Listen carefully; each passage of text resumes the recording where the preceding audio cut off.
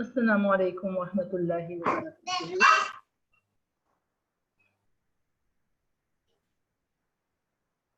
نحمدہ ونصلی علی رسولہ الکریم، اما بعد، فاعوذ باللہ من الشیطان الرجیم، بسم اللہ الرحمن الرحیم۔ رب اشرح لی صدری ویسر لی امری واحلل عقدۃ من لسانی یفقہوا قولی واجعل لی وزیرا من اہلی ربی زدنی علما ربی زدنی علما ربی زدنی علما۔ یہ لاسٹ ٹائم جو ہم نے کیا تھا ٹاپک حقیقت ایمان، تو اس کی شارٹ سمری ہم کر لیتے ہیں۔ پہلے اپنا جو first lecture second lecture start سے پہلے ایمان سے ہم نے اسٹارٹ کیا تھا کہ ایمان ہمارے دین کی بنیاد ہے، بیس ہے، اس کے اندر کجی کے شکوک و شبہات ڈالے جا چکے ہیں، اور جو بیس ہے اس کے اندر اگر یہ چیزیں واقع ہوں گی تو ظاہر ہے وہ ہمارا زیادہ دیر کھڑی نہیں رہ سکتی۔ تو پھر کیا تھا کہ اس میں کجی شکوک و شبہات ڈالنے والے کون ہیں؟ وہ اورینٹلسٹ ہیں، اور کن چیزوں کے تھرو ہمارے ایمان کو خراب کیا جا رہا ہے؟ میڈیا ہے، والدین ہیں، فوڈ، پھر مادی چیزیں، ان کے تھرو ہمارے ایمان کو خراب کیا جا رہا ہے۔ ایک مسلمان کی نسل جو ہے، جوان نسل، اس کو خراب کیا جا رہا ہے۔ تو ان کجی ٹیڑھ کو ہم نے دور کرنے کی کوشش کی تھی، اور اس اصل ایمان کو، اس دین کو پیش کیا تھا جو کہ نبی صلی اللہ علیہ وسلم کے دور میں تھا، جو اصل اس کی ایمان کی جو شکل تھی جو نبی صلی اللہ علیہ وسلم کے دور میں تھی، وہ جیسے کہ ایک انہوں نے اسلامی ریاست قائم کی، جو ان کو مشن دیا گیا تھا اس کو پورا کیا، اور اس میں جو بھی ان کو تکلیفیں، پریشانیاں، جو مصیبتیں آئیں، ان کو برداشت کرتے ہوئے اپنے مشن کو پایا تکمیل تک پہنچایا۔ اور آج جو ہماری ذمہ داری ہے، ہم یہاں بیٹھی، ہماری بھی یہی ذمہ داری ہے کہ اس دین کو اسی صورت میں پہنچایا جائے، اسی طرح سے پہنچایا جائے جیسا کہ نبی صلی اللہ علیہ وسلم ہم تک لے کر آئے۔ پھر ایمان میں دو مغالطے ڈالے گئے ہیں مسلمانوں کے اندر، ایمان کے اندر دو مغالطے ڈالے گئے ہیں، دو غلط تصورات۔ سب سے پہلا کہ ایمان جو ہے وہ اندھا بہرا ہوتا ہے، یعنی اب اللہ کی ذات پہ ایمان لانا ہے تو آپ بے سوچے سمجھے، جس کے پاس نہ کوئی آپ کے پاس کوئی عقلی دلیل ہو اور نہ ہی کوئی ریفرنس ہو قرآن حدیث کا، بس یہ کہ آپ ایمان لے آئیں، تو یہ بات آپ دیکھیں کہ غیر مسلم کے ہاں تو مانی جائے گی، کیونکہ ان کا جو مذہب ہے وہ بے بنیاد ہے اور غیر عقلی بنیادوں پر مشتمل ہے، جبکہ ہمارے لیے اللہ خود کہتا ہے کہ قل ہاتوا برہانکم، قرآن کے اندر قل ہاتوا برہانکم ان کنتم صادقین، اگر تم سچے ہو تو دلیل لے کر آؤ، اگر تم اپنے ایمان میں سچے ہو تو دلیل لے کر آؤ، کافروں سے اللہ تعالیٰ فرما رہے ہیں۔ تو اس کا مطلب ہے اللہ تعالیٰ نے مسلمانوں کو دلائل دے رکھے ہیں قرآن کے اندر، اور ہمارے اندر صحیح بات موجود ہے قرآن۔ تو جو یہ تھا فرسٹ رانگ کانسیپٹ ایمان سے ریلیٹڈ۔ جو دوسرا ہے وہ ایمان ہر وہ چیز اس کی حقیقت تک پہنچنے کے لیے اللہ نے جو ہر انسان کو 5 سینسز دی، دیکھنے کی صلاحیت، سننے کی، چکھنے کی، محسوس کرنے کی، سونگھنے کی، تو ان کے تھرو اگر ہم ان چیزوں کے تھرو ہی ہم حقیقت تک پہنچ سکتے ہیں۔ بلکہ آپ دیکھیں کہ بہت سے ایسے جو چیزیں موجود ہیں اس کائنات میں جو ہم استعمال کر رہے ہیں روزمرہ کی زندگی میں، ان کو دیکھا جا رہا ہے لیکن ان کی کوئی ظاہری شکل و صورت نہیں ہے۔ ایگزامپل دیکھی ہم نے، الیکٹریسٹی، پھر گریوٹی،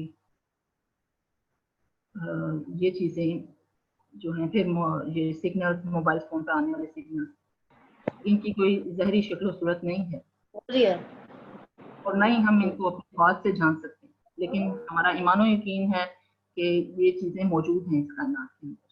تو یہی معاملہ ایمانیات کا بھی ہم نے کیا تھا، ایمانیات کا بھی ہے کہ اللہ تعالیٰ جو ہے قرآن بھرا پڑا ہے آیات سے، نشانیوں سے، کہ غور و فکر کرو، اور قرآن امپیکٹ ہے اس کا بہت بڑا، کہ یہ جو ایمانیات ہیں 6 ایمانیات وہ قرآن کے اندر موجود ہیں۔ پھر نیکسٹ میں ایمان کی جو ڈیفینیشن تھی، جو رانگ ڈیفینیشن، فیتھ اور بیلیف، جو انگلش ڈکشنری میں یوز ہوئے ہیں ایمان کے لیے 2 ورڈ، فیتھ اور بیلیف، جو کہ دونوں جو ہیں وہ رانگ ڈیفینیشن ہیں ایمان کی، جن کا مطلب ہے کہ آپ نے حقیقت کو شک کے ساتھ مان لینا، حقیقت کو شک کے ساتھ مان لینا، جبکہ جو ایمان ہے، جو عربی ڈکشنری میں جو یوز ہوا ہے ایمان کا مطلب ہے اس طرح مان لینا کہ شک و شبہ باقی نہ رہے، شک و شبہ باقی نہ رہے، اس طرح مان لینا کہ شک و شبہ باقی نہ رہے۔ اور اس کا جو کمپلیٹ میننگ ہے دین اسلام میں ایمان سے کیا مراد ہے، کہ وہ 6 حقائق،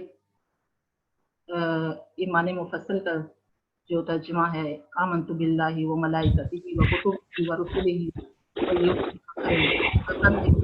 من اللہ تعالی والبعث بعد الموت، میں ایمان لایا اللہ پر، اس کے فرشتوں پر، کتابوں پر، رسولوں پر، ملائکہ پر اور تقدیر پر، یہ 6 ایمانیات، ان پر ایمان لے کر آنا ہے اس طرح کہ بغیر شک شبہ کے۔ تو یہ ہم نے جو تھی فرسٹ لیکچر میں ہم نے کمپلیٹ کیا تھا۔ اب ہم آتے ہیں اپنے سیکنڈ لیکچر کی طرف۔ سیکنڈ لیکچر ہے ایمان باللہ۔ اس سے پہلے ایک چھوٹی سی بات کہ آپ یہ اسکرین پہ کلک کریں گی تو پارٹیسپینٹس کا پہ کلک کر کے تو ٹک کراس ہوگا، اگر آپ کو میں آپ سے کوشچن کروں گی کہ آپ کو سمجھ آ گیا تو پھر آپ نے مجھے وہ ٹک کراس اس پہ کر دینا ہے اگر آپ کو سمجھ آ گیا، جو نہیں سمجھا جیسے۔ جو آج کا ٹاپک ہے وہ ہے ایمان باللہ، ایمان باللہ، ایمان کا فرسٹ پلر۔ اس کی جو ہیڈنگز ہیں ان پر ایک نظر ڈال لیتے ہیں، یعنی آج جو ہم کیا کمپلیٹ کرنے جا رہے ہیں، اسٹارٹ ہو رہے ہیں جس کا ایمان باللہ، جو ایمان کا فرسٹ پلر ہے، اس کے عقلی دلائل ہم کریں گے آج انشاءاللہ، اور پھر شعوری ہوگا، شعوری ایمان اس کو بھی کمپلیٹ کیا جائے گا۔ ایمان باللہ کے عقلی دلائل جو ہیں اس کے اندر یہ 3 سٹیجز ہیں، خدا کا وجود، اس کی وحدانیت اور خدا کی شناخت۔ خدا کے ثبوت کے اندر یعنی تخلیق سے اس کا ثبوت ملتا ہے موجودگی کا، اور نظم سے خدا کی وحدانیت کا ثبوت بھی تخلیق اور نظم سے ثابت ہو رہا ہے۔ اور خدا کی جو شناخت ہے، جان پہچان، اس کا تعارف، اس میں 2 چیزیں ہوں گی، ایک انبیاء کا کردار، صادق اور امین کردار، اور دوسرا معجزات۔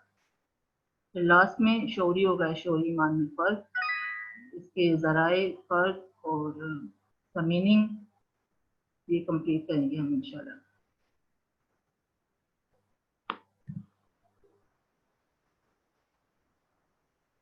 اب ایمان باللہ کے عقلی دلائل، اس کے 3 منطقی لاجیکل مرحلے ہیں۔ سب سے پہلے ہم نے اپنی عقل سے کیا ثابت کرنا ہے؟ خدا ہے، خدا اس کائنات میں موجود ہے۔ دوسرا خدا ایک ہے، اور تیسرا اس کی ایک خاص شناخت ہے جو کہ اس پوائنٹ کے اندر ثابت ہو جائے گی کہ وہ اللہ ہے، وہ خدا نہیں ہے۔ یہ جو خدا 2 میں پوائنٹ میں خدا کا ورڈ یوز ہو رہا ہے جو وہ اس وجہ سے کہ ابھی اپنے ثابت نہیں کیا۔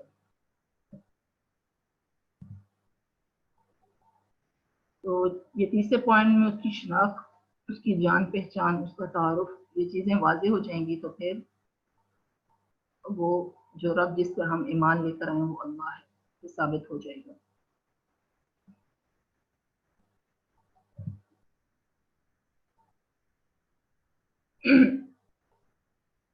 خدا موجود ہے اس کائنات کے اندر، تخلیق کائنات سے دلائل۔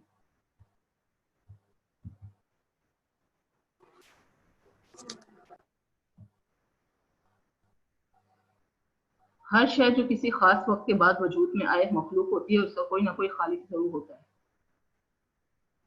جو بھی چیز آپ دیکھیں اس کائنات میں یا پھر ہماری روزمرہ کی زندگی میں جو چیزیں ہم یوز کر رہے ہیں، ٹیبل، چیئر، صوفہ، بیڈ، یہ سب چیزیں ایک خاص ٹائم سے پہلے وجود میں نہیں تھی اور موجود اور اب آئے، پہلے موجود نہیں تھی تو ایک خاص ٹائم کے بعد وجود میں آئی ہیں، تو ان کا بھی کوئی بنانے والا ہے۔ تو یہ جو اتنی بڑی کائنات ہے اس کا بھی تو کوئی بنانے والا ہے، اور یہ بھی ایک خاص ٹائم سے پہلے وجود میں نہیں تھی، ایک خاص ٹائم کے بعد وجود میں آئی ہے۔ ہر وہ چیز جو ایک خاص ٹائم کے بعد وجود میں آتی ہے وہ مخلوق ہوتی ہے، اس کا خالق ہوتا ہے۔ اور یہ کائنات اور کائنات کی جاندار چیزیں ایک خاص ٹائم سے پہلے وجود میں نہیں تھی، اور چنانچہ یہ وجود میں آئی ہیں تو یہ مخلوقات ہیں اور ان کا خالق یعنی ان کا پیدا کرنے والا کوئی ہے۔ اس کی دلائل میں پیش کروں گی کون سے، یہ کانسیپٹ کلیئر ہو جائے۔ اور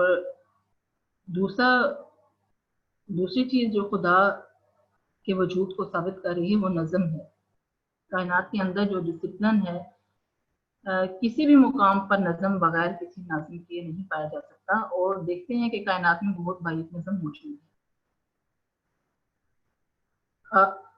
کسی بھی کوئی ملک ہے، ادارہ، اسکول، کالج، یونیورسٹیز، آپ دیکھیں گے اس کا کوئی چلانے والا ضرور ہوتا ہے۔ بغیر اس کے ناظم کے، بغیر پرنسپل کے یہ چیزیں نہیں چل سکتی۔ تو اس کائنات میں بھی آپ دیکھیں گے کہ نظم جو موجود نظر آ رہا ہے وہ اس بات پر دلیل ہے کہ اس کائنات میں کوئی موجود ہے۔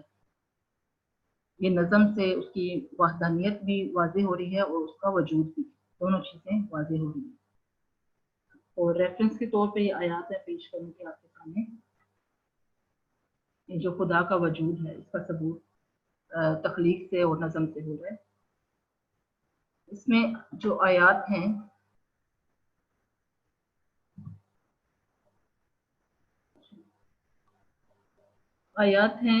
سورہ جاثیہ کی 4 سے 6 آیات ہیں۔ اور خود تمہاری پیدائش میں اور جانوروں کی پیدائش میں جنہیں وہ کھلاتا ہے یقین رکھنے والی قوم کے لیے بہت سی نشانیاں ہیں۔ اور رات کے بدلنے میں اور کچھ روزی، دن رات کے بدلنے میں، اور جو کچھ روزی اللہ تعالیٰ آسمان سے نازل فرما کر زمین کو اس کی موت کے بعد زندہ کر دیتا ہے، اس میں اور ہواؤں کے بدلنے میں ان لوگوں کے لیے بہت سی نشانیاں ہیں جو عقل رکھتے ہیں۔ جو عقل رکھتے ہیں ان کے لیے اس کائنات میں بہت سی نشانیاں ہیں۔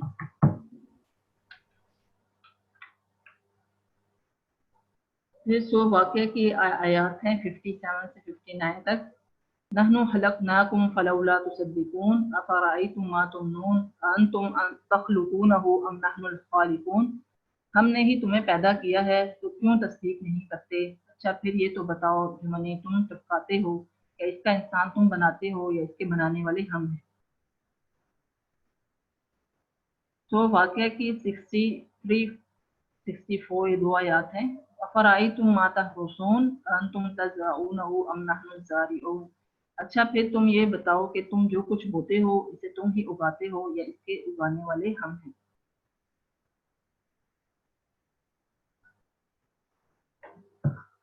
اب یہ جو دونوں حقائق ہیں خدا کی موجودگی کو ظاہر کریں، ایک تخلیق اور دوسرا نظم، اور ہم نے کیا کہ تخلیق کے اندر کہ ہر وہ چیز جو ایک خاص ٹائم کے بعد وجود میں آتی ہے اس کا خالق ہوتا ہے۔ تو یہ کائنات بھی ایک خاص ٹائم سے پہلے موجود نہیں تھی۔ یہ ابھی تو ہمیں سائنس بتا رہی ہے کہ یہ موجود نہیں تھی بلکہ ایک بڑے دھماکے بگ بینگ سے وجود میں آئی ہے۔ یہ تو سائنس ابھی جب آئی ہے تو یہ بتا رہی سائنس کہ کائنات کیسے تخلیق ہوئی، لیکن اللہ تعالیٰ 1400 سال پہلے قرآن کے اندر اس حقیقت کو واضح کرتا ہے کہ سورۃ انبیاء کی آیت نمبر 13 اولم یرى الذین کفروا ان السماوات والارض وَكَانَتَا رَتْقًا فَفَتَقْنَاهُمَا وَجَعَلْنَا مِنَ الْمَاءِ كُلَّ شَيْءٍ حَيٍّ أَفَلَا يُؤْمِنُونَ۔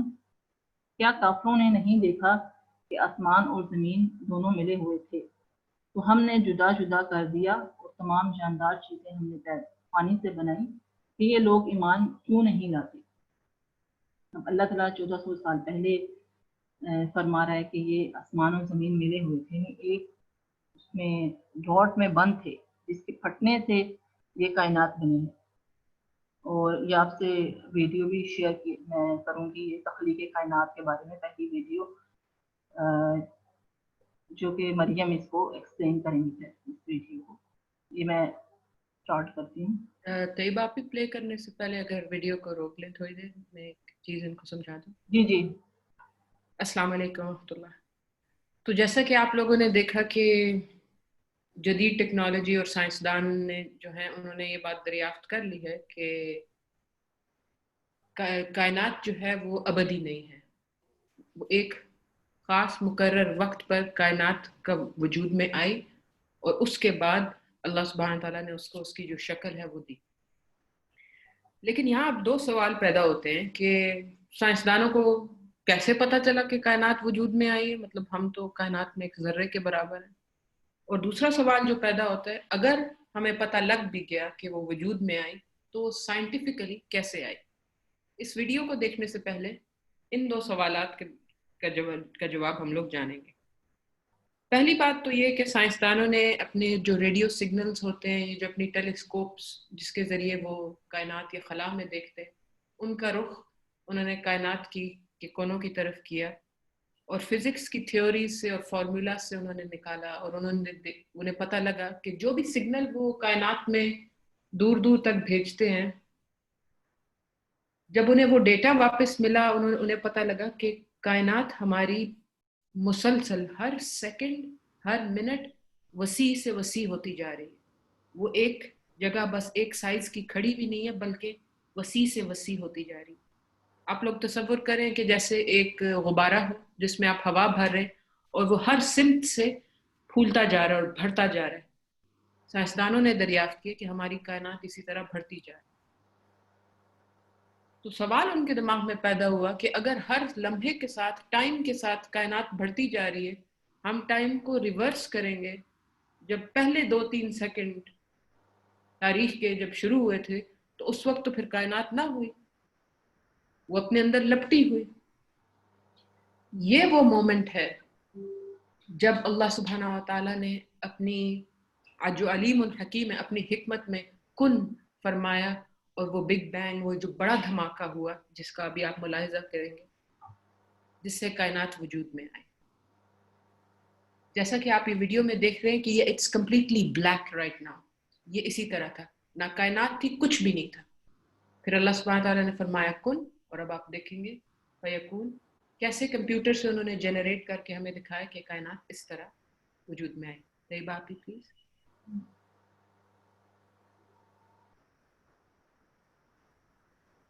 یہ وہ بڑا دھماکہ تھا۔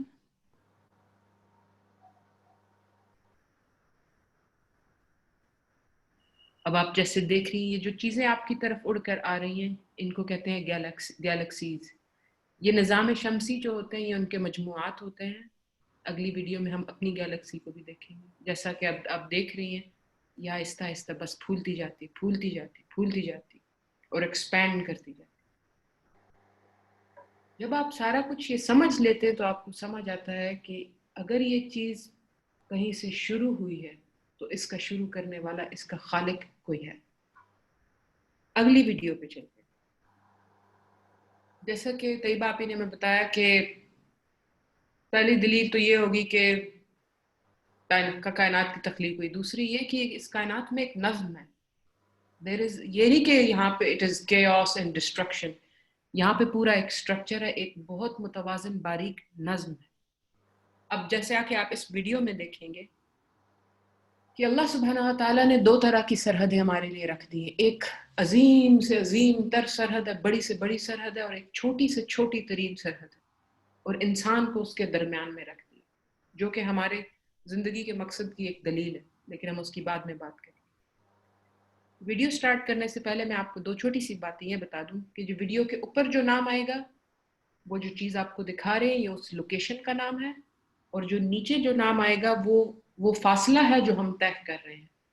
उसमें एक फासला आप देखेंगे आएगा जिसको कहते हैं लाइट ईयर।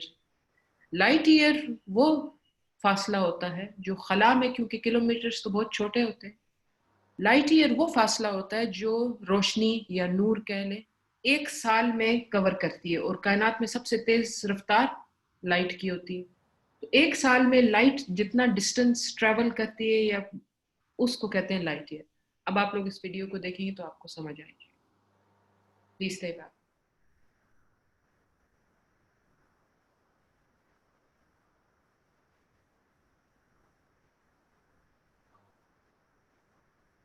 ये सैन फ्रांसिस्को अमेरिका में इन्होंने ये बनाने की कोशिश की, फिर इन्होंने कंप्यूटर से जनरेट किया। अब आप देख रहे हैं हम 100 किलोमीटर के फासले पर हैं जमीन से, 1000,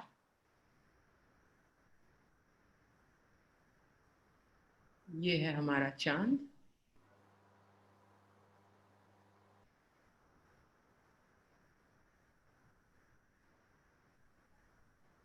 सूरज हमारा निज़ाम शमसी, 10 billion kilometres from the earth right now.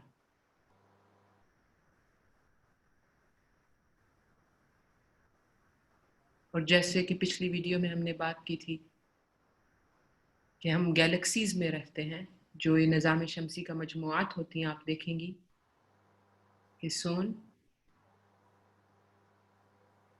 ये वो गैलेक्सी है जिसमें हम रहते हैं, इसका नाम है मिल्की वे।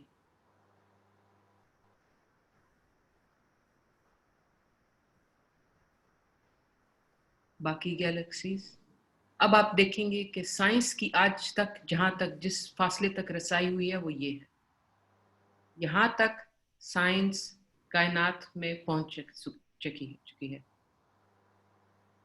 अब वापस चलते हैं।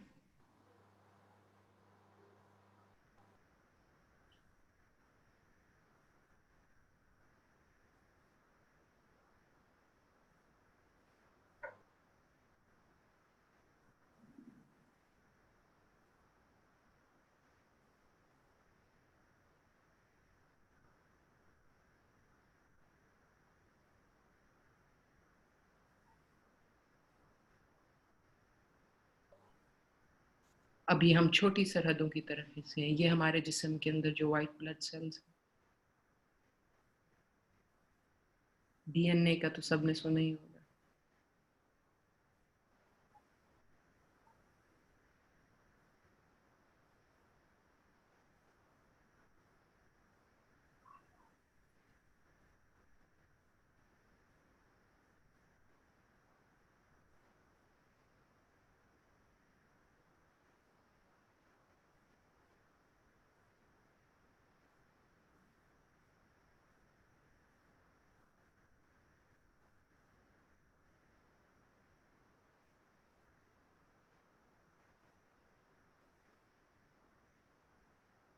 बेशक पॉज कर दीजिए, फिर से स्टार्ट होगी।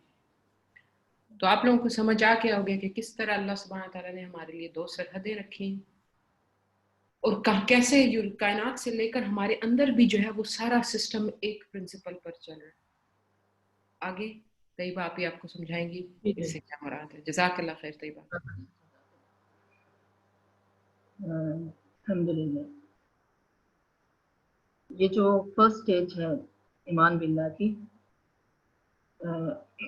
खुदा का वजूद, दो चीज़ों से ये साबित हो गया, साइंस के थ्रू भी, ये वीडियोस जो आपने देखी, और जो कुरान है सो अंबिया की आयत नंबर 30, उसमें भी अल्लाह ताला फरमा रहा है, इसी चीज़ को वाज़ेह कर रहा है कि ज़मीन और आसमान मिले हुए थे, हमने इनको जुदा जुदा कर दिया, और अब ये हकीकत और भी ज़्यादा वाज़ेह हो गई जबकि साइंस आई। यानी 1400 साल पहले तो साइंस नहीं थी, लेकिन अब ये जो चीज़ वाज़ेह हो रही है, इस चीज़ को और ज़्यादा वाज़ेह कर रही है कि ये जो कुरान है ये वाकई अल्लाह का कलाम है। और अब तो جو غیر مسلم ہیں ان کی شہادتیں بھی ہیں، وہ بھی اس چیز کو ڈینائی نہیں کر سکتے کہ قرآن اللہ کا کلام نہیں ہے۔ اور ٹھیک ہے، جو وحدانیت ہے اور تخلیق ہے وہ تو واضح ہو رہی ہے اللہ تعالیٰ کی، لیکن جو اصل چیز شناخت کی ہے، لیکن جو غیر مسلم ہیں وہ بھی اس حقیقت تک پہنچ چکے ہیں یہ کلام اللہ کا کلام ہے، اور اس کے اندر جو بھی حقائق ہیں وہ سب حقیقتیں ہیں۔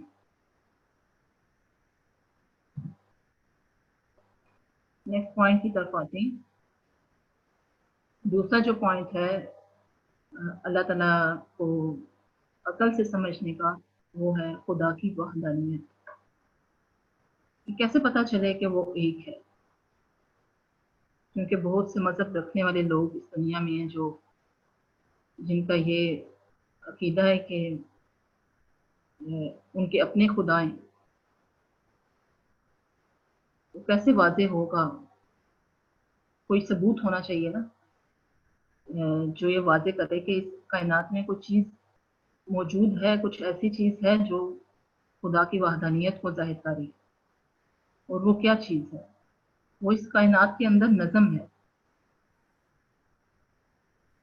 نظم ہے، کسی بھی مقام پر نظم بغیر کسی ناظم کے نہیں پایا جا سکتا۔ ہم دیکھتے ہیں کائنات میں بہت بڑی نظم موجود ہے، اور پھر یہ کہ ہر وہ چیز جو کسی خاص ٹائم کے بعد وجود میں آتی ہے تو کوئی نہ کوئی خالق ضرور ہوتا ہے۔ نظم بھی واضح ہو گیا کہ کوئی چلانے والا ہے اس کائنات کو، اور اس کی موجودگی بھی ظاہر ہو گئی کہ وہ چلانے والا بھی موجود ہے جو اتنی بڑی کائنات کو چلا رہا ہے۔ اور جو خالق ہے اور اس نظام کو چلانے والا جو ہے، چونکہ نظم کوئی باشعور ہستی ہی قائم کر سکتی ہے، اس لیے یہ بھی ثابت ہو جاتا ہے کائنات کا ناظم ایک باشعور ہستی ہے، کوئی بے جان طاقت شے نہیں، کوئی باشعور ہستی ہے جس نے یہ نظام، اتنا باریک نظام، دنیا کائنات میں یہ ہمیں اسٹارز میں جڑی جڑی چیزیں نظر آ رہی ہیں، تو یہ ایسا نہیں ہے۔ پھر یہ کہ اگلا جو پوائنٹ ہے اس کی موجودگی، وہ ثابت ہوا کہ کائنات اور اس میں موجود ہر شے کا کوئی خالق ہے، اور چونکہ تخلیق کوئی باشعور ہستی ہی کر سکتی ہے، اس لیے ثابت ہوتا ہے خالق ایک باشعور ہستی ہے۔ یعنی وحدانیت اور وجود اس کا، ان دونوں سے واضح ہو رہا ہے کہ وہ ایک باشعور ہستی ہے جو اس نے بڑے نظام کو قائم و دائم کیے ہوئے ہیں، اور اس کی نشانیاں آفاق کے اندر موجود ہیں، انسان کے اپنے اندر موجود ہیں، اس کی وحدانیت اور اس کے وجود کی نشانیاں،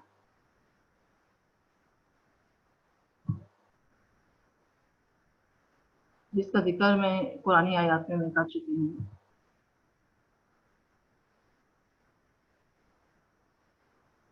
اب تھرڈ پارٹ ہے، یہ تو ہم نے جان لیا کہ وہ موجود ثابت ہو گیا، اس کی وحدانیت بھی، اس کا وجود بھی، دونوں چیزیں۔ اب تیسری جو سٹیج ہے، کیسے معلوم ہو وہ خدا ایک ہی ہے؟ اور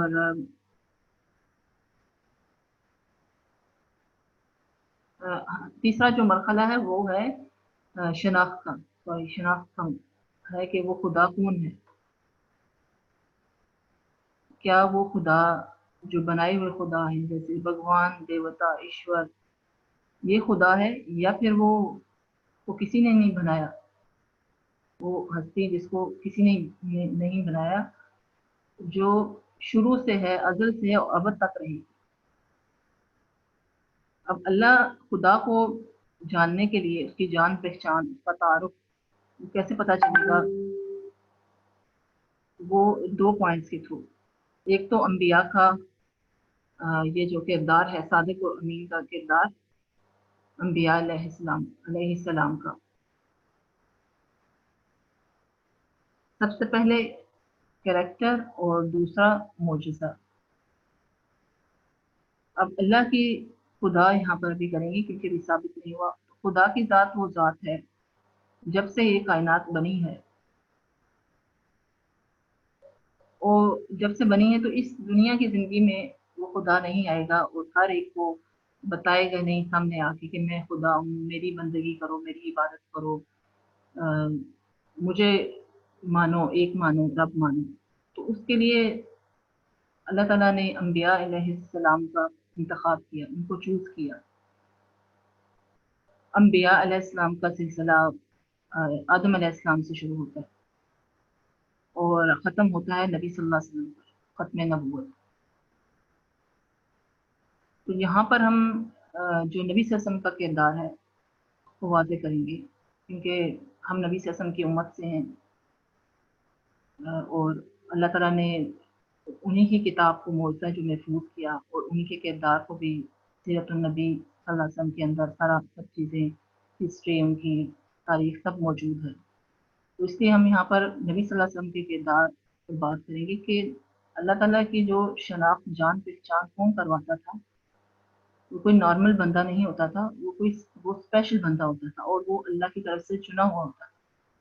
جیسے کہ نبی صلی اللہ علیہ وسلم، ان کا کردار آپ دیکھیں، آپ کی نظروں کے سامنے ہے، ہماری نظروں کے سامنے ہے کہ وہ جب 40 سال کی عمر میں ان کو نبوت ملی، تو اس سے پہلے کی زندگی اگر آپ دیکھیں تو وہ صادق اور امین کے نام سے مشہور تھے.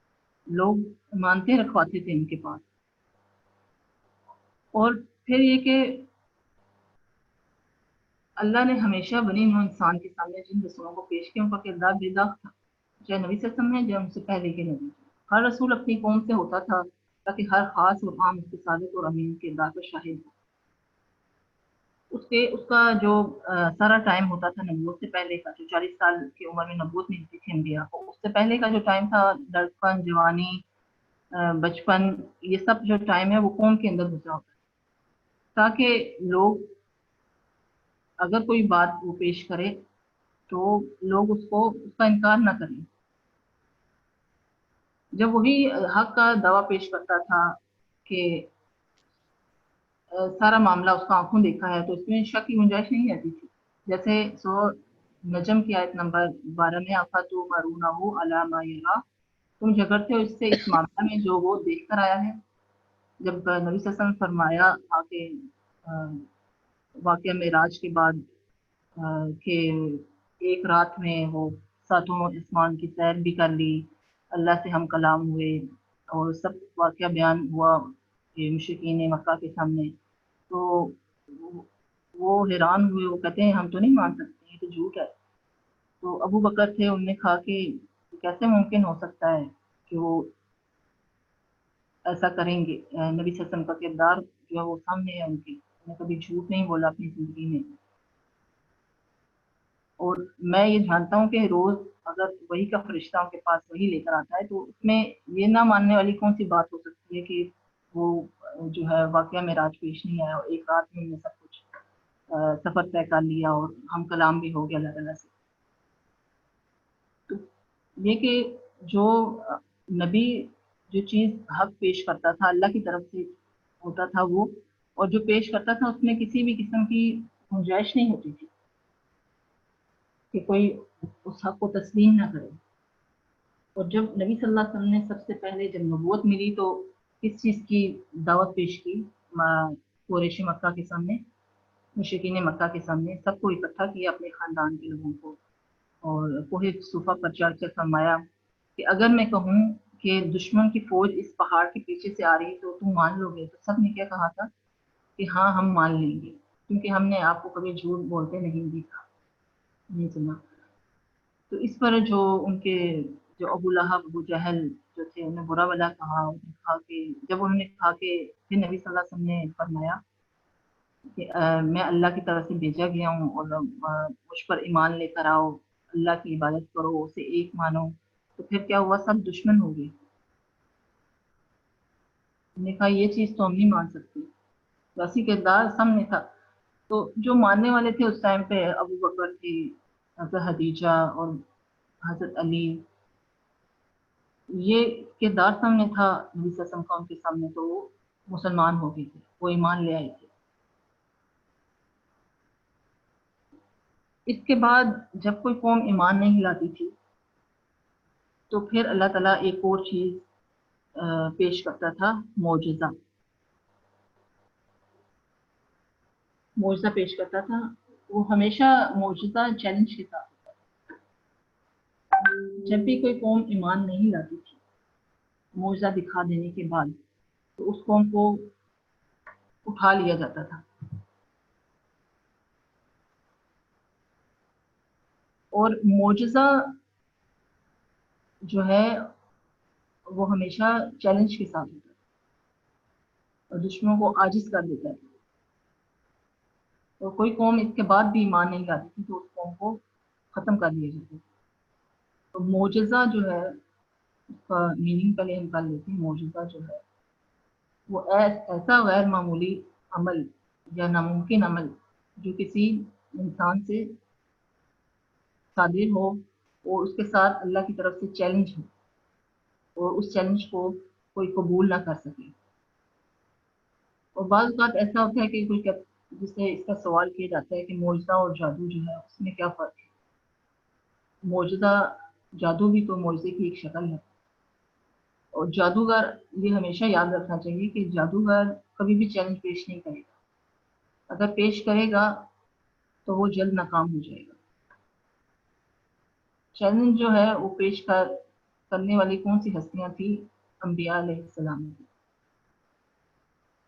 और ये आखिरी और खत्मी दलील होती थी, हमेशा चैलेंज के साथ पेश की जाती थी।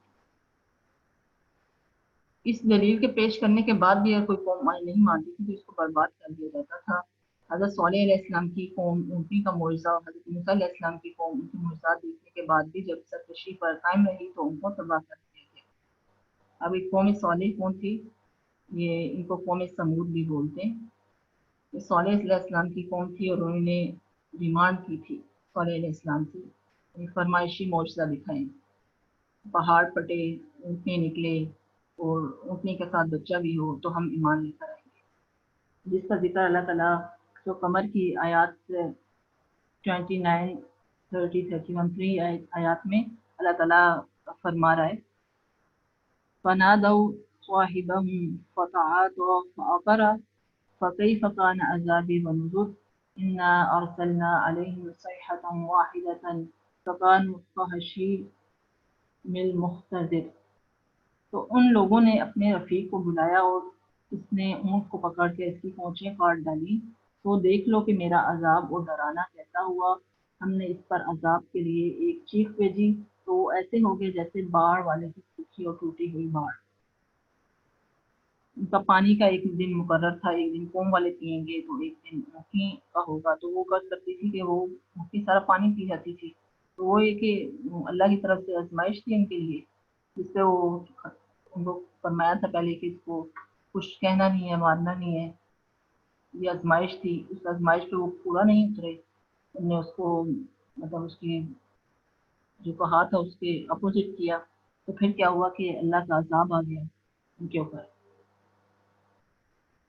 फिर ये जो हज़रत मूसा अलैहिस्सलाम इनका है, सो कमर के अंदर फ़िरौन ने जो हज़रत मूसा अलैहिस्सलाम को के मुकाबले में आया और कैसे अल्लाह ने उसको फिर ख़त्म किया। वलक़द जाअ आल फ़िरऔन अन्नुज़ुर कज़्ज़बू बिआयातिना कुल्लिहा फ़अख़ज़नाहुम अज़ीज़ मुक़तदिर। और कौम फ़िरौन के पास भी डर सुनाने वाले आए, उन्होंने हमारी तमाम निशानियों को झुटलाया तो हमने इनको इस तरह पकड़ लिया जिस तरह एक कवि और गालिब शख्स पकड़ लेता है। अब ये सब कुछ कैसे होता था? मौजज़ा दिखा देने के बाद उनको पहले ही वार्न किया जाता था कि आप पर अज़ाब आने वाला है, मतलब अल्लाह की तरफ पलटो, और उनको बता दिया जाता था पहले। तो फिर उसके बाद जो अज़ाब आता था, उसके बाद आता था अज़ाब, और रसूल मौजूद होता था कौम के अंदर, तो रसूल का मौजूद होना ज़रूरी होता था। जैसे हज़रत यूनुस अलैहिस्सलाम उनको वो कौम को छोड़ के चले गए थे, उन्हें पता अज़ाब आएगा तुम पर, और लेकिन वो छोड़ के चले गए थे, लेकिन अल्लाह ताला ने उनके ऊपर से अज़ाब हटा लिया था। क्योंकि कौम ने तौबा भी कर ली थी और दूसरा है कि हज़रत यूनुस अलैहिस्सलाम उनके अंदर मौजूद नहीं थे।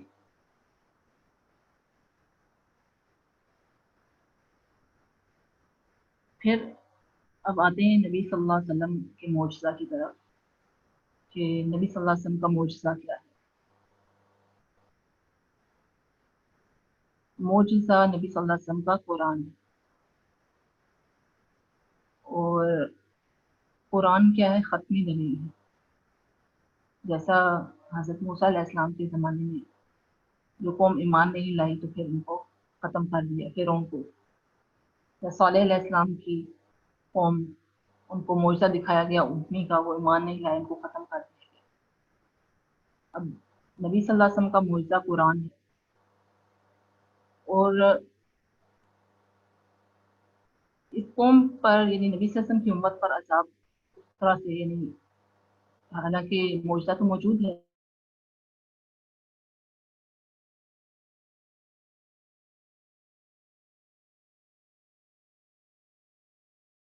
تو ہم پر دیکھیں چھوٹے چھوٹے عذاب پہ بھی اللہ تعالیٰ وہ کرتا ہے، بھیجتا رہتا ہے، لیکن بڑا عذاب جس سے کہ وہ قومیں ختم کر دی جاتی، اور ان قوموں کے اندر صرف ایک ایک برائی ہوتی تھی جس کی وجہ سے وہ قوم ختم کر دی جاتی تھی۔ آج اس امت کے اندر کتنی زیادہ برائی ہے۔ یہ قرآن اس کو اصول ثواب یا حصول ثواب کے لیے رکھ دیا گیا، یا پھر ہم رمضان کا مہینہ آتا ہے تو اس میں ہم اس کو توجہ دی جاتی ہے، اس میں اس کو پڑھا جاتا ہے، حالانکہ ایسا نہیں ہے۔ قرآن کے حقوق ہیں جو ہم ہر مسلمان کے اوپر ہیں، سننا، سمجھنا، سیکھنا، عمل کرنا اور دوسرے تک پہنچانا، یہ قرآن کے حقوق ہیں۔ اور نبی صلی اللہ علیہ وسلم نے فرمایا تم میں بہترین شخص وہ ہے جو قرآن سیکھے اور سکھائے۔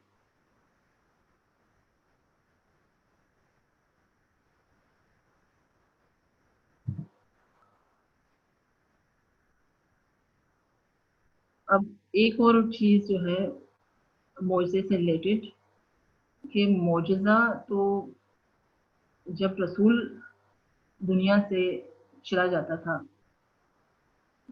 تو پھر کیا ہوتا تھا؟ معجزہ ختم کر دیا جاتا تھا، اس کے ساتھ جو کتاب ہوتی تھی وہ بھی تخریف آ جاتی تھی، تبدیلی آ جاتی تھی، وہ اپنی اصل حالت میں موجود نہیں رہتی تھی، اس وجہ سے کہ رسول دنیا سے چلا جاتا تھا۔ اب یہ کہ اللہ تعالیٰ نے اپنے تمام رسولوں کو معجزات کے ساتھ بھیجا تاکہ ان کی قوم پر اتمام حجت کی جا سکے۔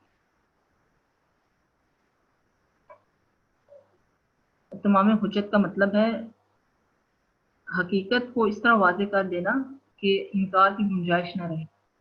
اب حقیقت ہم پر کیا واضح نہیں ہو گئی ہے؟ حقیقت ہم پر قرآن کو ہم ڈینائی نہیں کر سکتے، رسول کو، معجزے کو۔ معجزہ اور کتاب دونوں کا تعلق بھی رسول سے ہوتا تھا، یہ دونوں رسول کے بغیر نہیں ہو سکتے، لیکن اب ظاہر ہے جو آگے کار رسالت کی ذمہ داری ہے وہ کون ادا کرتا؟ تو نبی صلی اللہ علیہ وسلم جب دنیا سے جا رہے تھے تو اللہ تعالیٰ نے 3 اہم فیصلے کیے تمام حجت کے لیے، کہ سب پر یہ واضح ہو جائے کہ یہ جو قرآن ہے یہ حقیقت ہے، اس کو جھٹلایا نہیں جا سکتا۔ پہلے کیا تھا؟ کار رسالت کی ذمہ داری پوری امت پر تھی، پہلے کار رسالت کی ذمہ داری جو تھی وہ ایک نبی صلی اللہ علیہ وسلم پہ تھی، لیکن جب نبی صلی اللہ علیہ وسلم دنیا سے چلے گئے تو 3 اہم فیصلے کیے، کار رسالت کی ذمہ داری پوری امت پر کر دی، معجزہ اور کتاب یکجا کر دیا، معجزہ اور کتاب کو مرتب قیامت تک محفوظ کر دیا۔ اب اس کی جو دلائل ہیں وہ میں یہ آیات سے بتاؤں گی میں، کہ اللہ تعالیٰ نے پوری امت کو یہ ذمہ داری دے دی دعوت والی۔ وَكَذَلِكَ قرآن کی آیت نمبر سورہ بقرہ کی آیت نمبر 143 میں اللہ تعالیٰ فرما رہا ہے اسی طرح تمہیں ہم نے ایک درمیانی امت بنایا تاکہ تم گواہ ہو جاؤ پوری انسانی پر اور رسول اللہ صلی اللہ علیہ وسلم گواہ ہو جائیں تم پر۔ اب ہر شخص، نبی صلی اللہ علیہ وسلم دنیا سے چلے گئے، وہ نبوت کا سلسلہ ختم ہو گیا، اور ہر شخص اللہ تعالیٰ نے عورت ہے، مرد ہے، یہ دعوت کی ذمہ داری لگائی کہ اس کا یہ کام ہے، یہ نبی صلی اللہ علیہ وسلم کے اس پیغام کو پوری دنیا تک پہنچانا۔ پھر کتاب اور معجزہ، پہلے کتاب جو تھی وہ سیپریٹ ہوتی تھی اور معجزہ سیپریٹ ہوتا تھا، لیکن اللہ تعالیٰ نے ان دونوں کو اکٹھا کر دیا. اور یہ بہت بڑی یہ شہادت ہے جو اللہ کا تعارف کروا رہی ہے یہ آیت، کہ یہ معجزہ ہے اور کتاب ہے اور معجزہ ہے.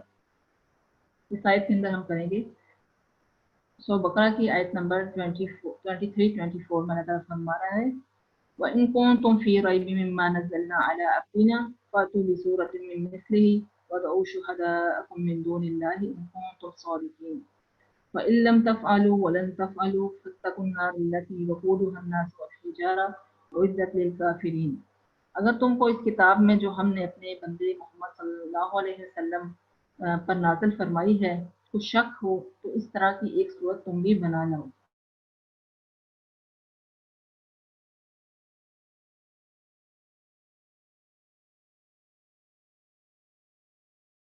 اس آگ سے ڈرو جس کا ایندھن آدمی اور پتھر ہوں گے جو کافروں کے لیے تیار کی گئی ہے.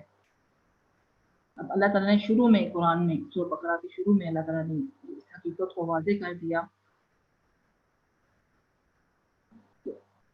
کوئی شک ہے تو تم ایک صورت اب 1400 سال پہلے اللہ تعالیٰ نے یہ چیلنج پوری نوع انسانی کے سامنے پیش کیا تھا، اور آج ہمارے سامنے بھی اللہ تعالیٰ یہ چیلنج پیش کر رہا ہے کہ اس طرح کی ایک چھوٹی صورت کوئی صورت بنا کے لیا.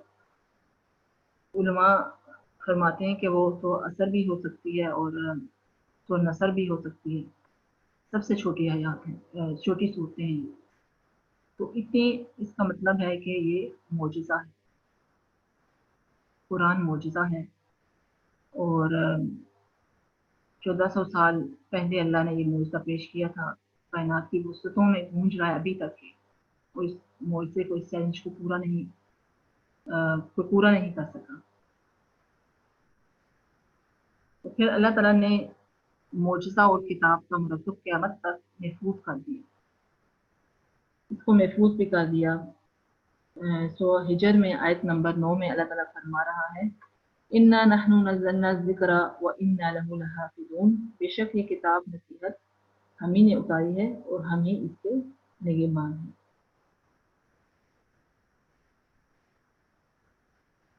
اب اتمام حجت کے لیے یہ تینوں چیزیں اللہ تعالیٰ نے محفوظ کر دی. اس کو کتاب کو محفوظ کر دیا، معجزہ بھی ہمارے سامنے ہے یہ، اور پھر اس کی ذمہ داری بھی اللہ تعالیٰ نے جو ہے وہ پوری امت مسلمہ کو دی دی ذمہ داری.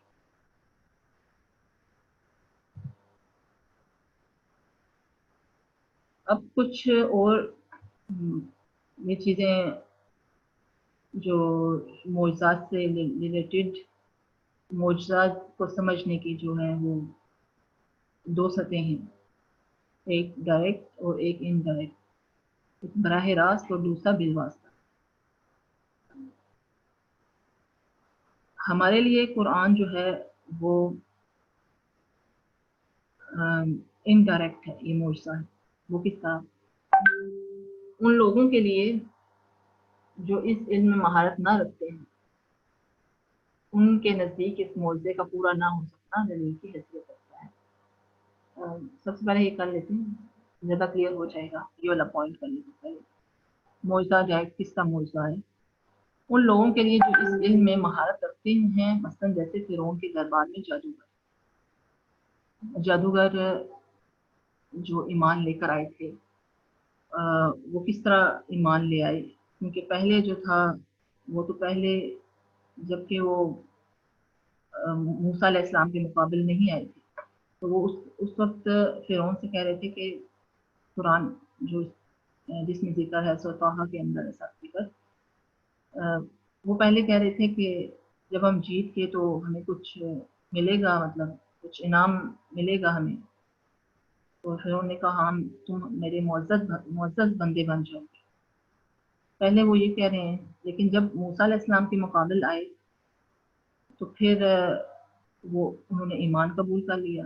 اس وجہ سے کہ وہ اس علم میں مہارت رکھتے تھے، وہ ایکسپرٹ تھے اس فیلڈ میں. اور وہ دیکھ رہے تھے کہ یہ جو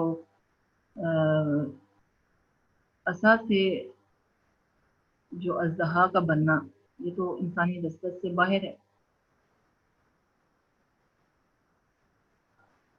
اور پھر دوسرے نمبر پہ وہ اپنی فیلڈ میں ماہر تھے. انہوں نے دیکھ لیا تھا کہ جادو جو ہے وہ تو یہاں تک ہی جا سکتا ہے، اس سے آگے کی جو چیز ہے وہ یہ اللہ کی طرف سے بھیجی گئی. اور وہ ایمان قبول کر لیا تھا انہوں نے، اور سب سجدہ میں گر گئے تھے. یہ ان کے لیے، ان لوگوں کے لیے یہ معجزہ ڈائریکٹ تھا، وہ سامنے اپنی نظروں سے دیکھ رہے تھے. اور معجزے کو سمجھنے کی بلند ترین سطح ہے یہ. اس سے پیدا ہونے والا ایمان بھی بلند نہیں ہوتا ہے. وہ سامنے دیکھتے تھے اپنی آنکھوں سے، موسیٰ علیہ السلام سامنے تھے، ان کا کردار، ان کی شخصیت سے جو معجزہ دکھایا جا رہا تھا وہ بھی سامنے تھا، آنکھوں کے سامنے تھے. وہ اپنی فیلڈ میں ایکسپرٹ بھی تھے. تو پھر وہ کیا ہوا کہ یہ والا ایمان ان کا تھا تو بلند ترین ایمان تھا. اسی وجہ سے جب وہ موسیٰ پر ایمان لے آئے تو پھر انہوں نے دیکھا کہ یہ سب جادوگر ایمان لے آئے، تو وہ کہنے لگا کہ میں آپ کے ہاتھ پاؤں کاٹوں گا، سولی چڑھاؤں گا. لیکن انہوں نے اپنی جان کا نذرانہ پیش کر دیا. کہنے لگے کہ جو بھی کرنا اس دنیا میں ہوگا، آخرت میں تو ہم بخشائیں گے. اس میں یہ آیات ہیں جو اعراف کی 117 سے 126 تک آیات ہیں. اور ہم نے موسیٰ علیہ السلام کو حکم دیا کہ اپنا عصا ڈال دیجیے.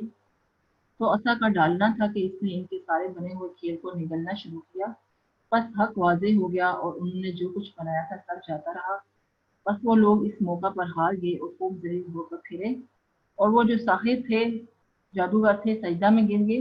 کہنے لگے کہ ہم ایمان لائے رب العالمین پر، جو موسیٰ اور ہارون کا بھی رب ہے. فرعون کہنے لگا کہ تم موسیٰ پر ایمان لائے ہو بغیر اس کے کہ میں تم کو اجازت دوں. بے شک یہ سازش تھی جس پر تمہارا عمل درآمد ہوا ہے اس شہر میں، تاکہ تم سب اس شہر سے یہاں کے رہنے والوں کو نکال دو. تو اب تم کو حقیقت معلوم ہو جاتی ہے. میں تمہارے ایک ہاتھ کے طرف کے ہاتھ اور دوسری طرف کے پاؤں کاٹوں گا، کہ تم سب کو سولی چڑھاؤں گا. انہوں نے جواب دیا کہ ہم مر کر اپنے مالک ہی کے پاس جائیں گے، اور تو نے ہم میں کون سا عیب دیکھا ہے بجوز اس کے کہ ہم اپنے رب کے احکام پر ایمان لے آئے. جب وہ ہمارے پاس آئے، اے ہمارے رب، ہمارے اوپر صبر کا فیضان فرما، تو ہماری جان حالت اسلام پر نکال.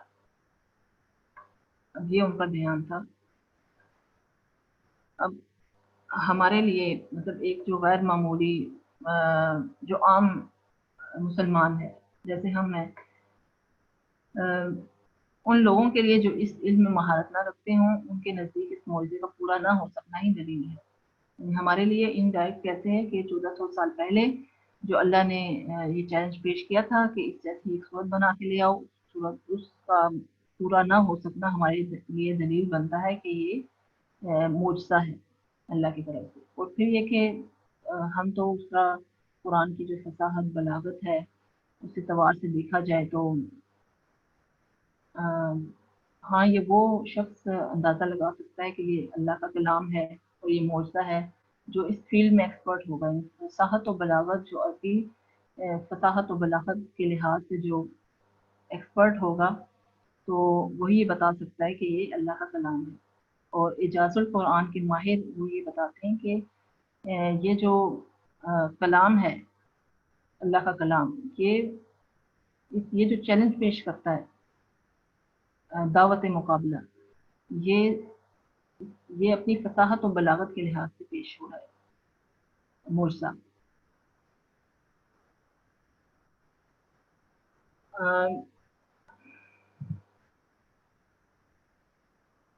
اب یہ سب جو پوائنٹ معجزے سے ریلیٹڈ اور کردار نبی صلی اللہ علیہ وسلم کے، یہ دونوں چیزیں جو ہے اس چیز کو واضح کرتی ہیں، اللہ تعالیٰ کی شناخت کو واضح کرتی ہیں، تعارف کو واضح کرتی ہیں. کہ اب یہاں پر واضح ہو جاتا ہے کہ وہ رب جس پر ہم ایمان لے کر آئے وہ خدا نہیں ہے بلکہ وہ اللہ ہے۔ اب ہم ثبوت سامنے واضح ہو گیا۔ اب چنانچہ ثابت ہوا کہ آج قرآن کے بغیر حقیقت تک رسائی ناممکن ہے۔ قرآن ختمی دلیل ہے، لاسٹ وارننگ ہے۔ قرآن جیسے کہ پہلی قومیں اٹھا دی جاتی تھی، تو اب ہمارے لیے بھی یہ لاسٹ ہے کہ اس پر ایمان لے کر آؤ۔ اور وہ جو چیلنج وہ دربار میں پیش کیا گیا تھا، موسیٰ علیہ السلام نے فرعون کے دربار میں پیش کیا، تو اس چیلنج کو کوئی پورا نہ کر سکا، تو آج یہ بھی چیلنج اللہ تعالیٰ 1400 سال پہلے جو ہے قرآن کی آیت سورہ بقرہ کی 23 اور 4 میں اللہ تعالیٰ فرما رہا ہے کہ اس چیلنج کو آج تک کوئی پورا نہیں کر سکا، ایک صورت بنا کے نہیں لا سکا۔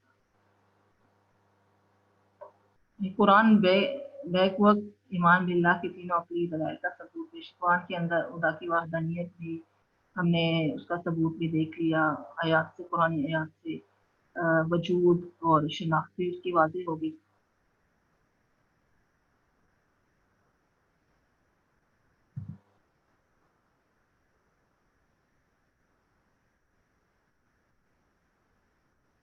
اب نیکسٹ جو ہے وہ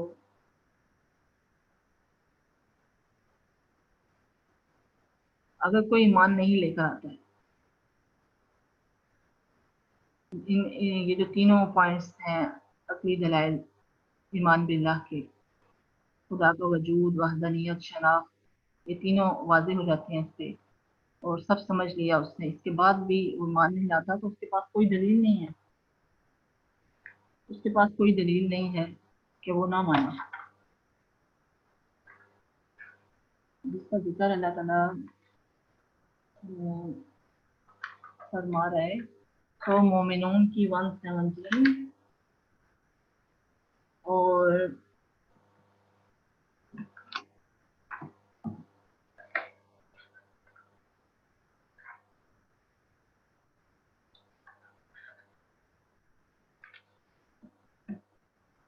مومنون کی 117 اور قصص کی 75۔ تو مومنون کی 117 آیت ہے، وَمَن يَدْعُ مَعَ اللَّهِ إِلَٰهًا آخَرَ لَا بُرْهَانَ لَهُ بِهِ فَإِنَّمَا حِسَابُهُ عِندَ رَبِّهِ إِنَّهُ لَا يُفْلِحُ الْكَافِرُونَ۔ اور جو شخص خدا کے ساتھ اور معبود کو پکارتا ہے جس کی اس کے پاس کچھ بھی صنعت نہیں، تو اس کا حساب خدا ہی کے ہاں ہوگا، کچھ شک نہیں کہ کافر رستگاری نہیں پائیں گے۔ تو قصص کی آیت نمبر 75، وَنَزَعْنَا مِن كُلِّ أُمَّةٍ شَهِيدًا فَقُلْنَا هَاتُوا بُرْهَانَكُمْ فَعَلِمُوا أَنَّ الْحَقَّ لِلَّهِ وَضَلَّ عَنْهُم مَّا كَانُوا يَفْتَرُونَ۔ اور ہم ہر ایک امت میں سے گواہ نکال لیں گے، پھر کہیں گے کہ اپنی دلیل پیش کرو، وہ جان لیں گے کہ سچ بات خدا کی ہے، اور جو کچھ وہ افترا کیا کرتے تھے ان سے جاتا رہے گا۔ اب بالکل حق واضح ہو گیا، کوئی اگر اس کو انکار کرتا ہے، اس کے پاس انکار کی گنجائش نہیں، اس کو سمجھ لیا، ثبوت سامنے آ گیا۔ اب کچھ واقعات ہیں۔ قرآن ایک تو یہ کہ معجزہ ہے یہ، اور دوسرا اس کے اندر کافی حقائق، حقیقتیں جو نظر آئی ہیں، سامنے آئی ہیں جب سے سائنس آئی ہے۔ تو اللہ تعالیٰ نے سائنسی حقائق کے، سائنسی کتاب تو نہیں ہے قرآن، لیکن اس کے اندر سائنسی حقائق موجود ہیں، حقیقتیں موجود ہیں، جن کا یہ میں قرآن سے بھی واضح کروں گی، اور ایک جو سائنٹسٹ ہیں جو ان کا بھی انہوں نے جو کہ کیسے تخلیق، یعنی کہ یہ جو بچے کی تخلیق کی سٹیجز جو ہم نے بتائی ہیں وہ بھی بیان کروں گی، قرآن سے بھی اور ان کا بھی پوائنٹ آف ویو سے۔ اللہ تعالیٰ سورہ حامیم سجدہ کی آیت نمبر 35 میں فرماتا ہے، سَنُرِيهِمْ آیَاتِنَا فِی الْآفَاقِ وَفِی أَنفُسِهِمْ حَتَّى يَتَبَيَّنَ لَهُمْ أَنَّهُ الْحَقُّ أَوَلَمْ يَكْفِ بِرَبِّهِمْ أَنَّهُ عَلَى كُلِّ شَیْءٍ شَہِیدٌ۔ عنقریب ہم اپنی نشانیاں انہیں دنیا میں دکھائیں گے اور خود ان کے نفس میں بھی، یہاں تک کہ ان پر واضح ہو جائے گا کہ وہی حق ہے۔ کیا ان کے رب کی یہ بات کافی نہیں کہ وہ ہر چیز پر گواہ ہے؟ 1400 سال پہلے اللہ تعالیٰ فرما رہا ہے، اس ٹائم پہ تو کوئی سائنس نہیں تھی کہ اللہ تعالیٰ فرما رہے کہ میں نشانیاں اپنی دکھاؤں گا اور حق واضح ہو جائے گا۔ واقعی غیر مسلم ہے وہ بھی اب اس چیز پر ہے کہ حق جو ہے وہ یہی ہے، جو حقیقی مذہب ہے وہ یہ اسلام ہی ہے۔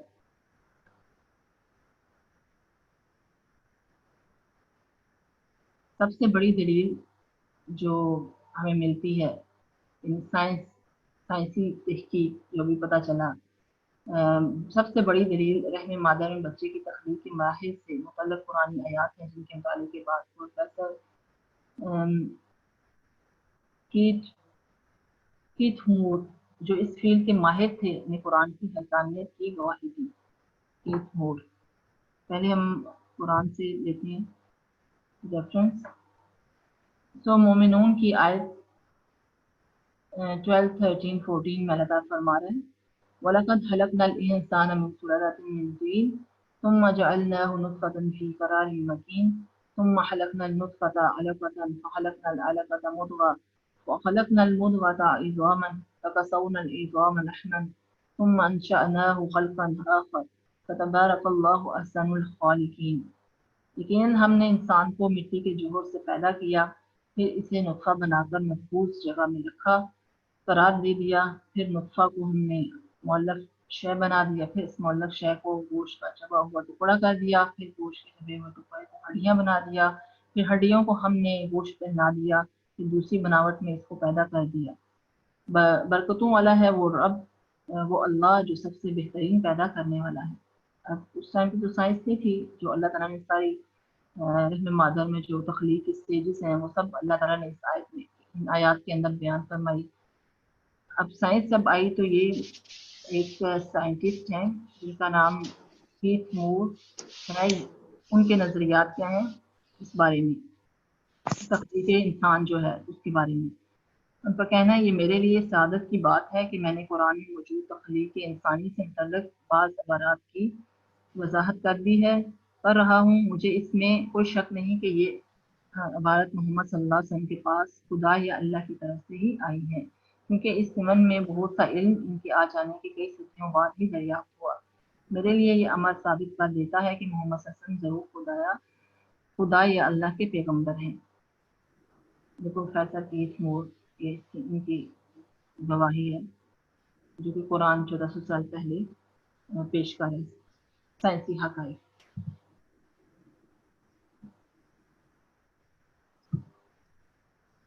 اور یہ ساری سٹیجز بتائی گئی ہیں تخلیق کی، انسانی تخلیق کی سٹیجز ہے۔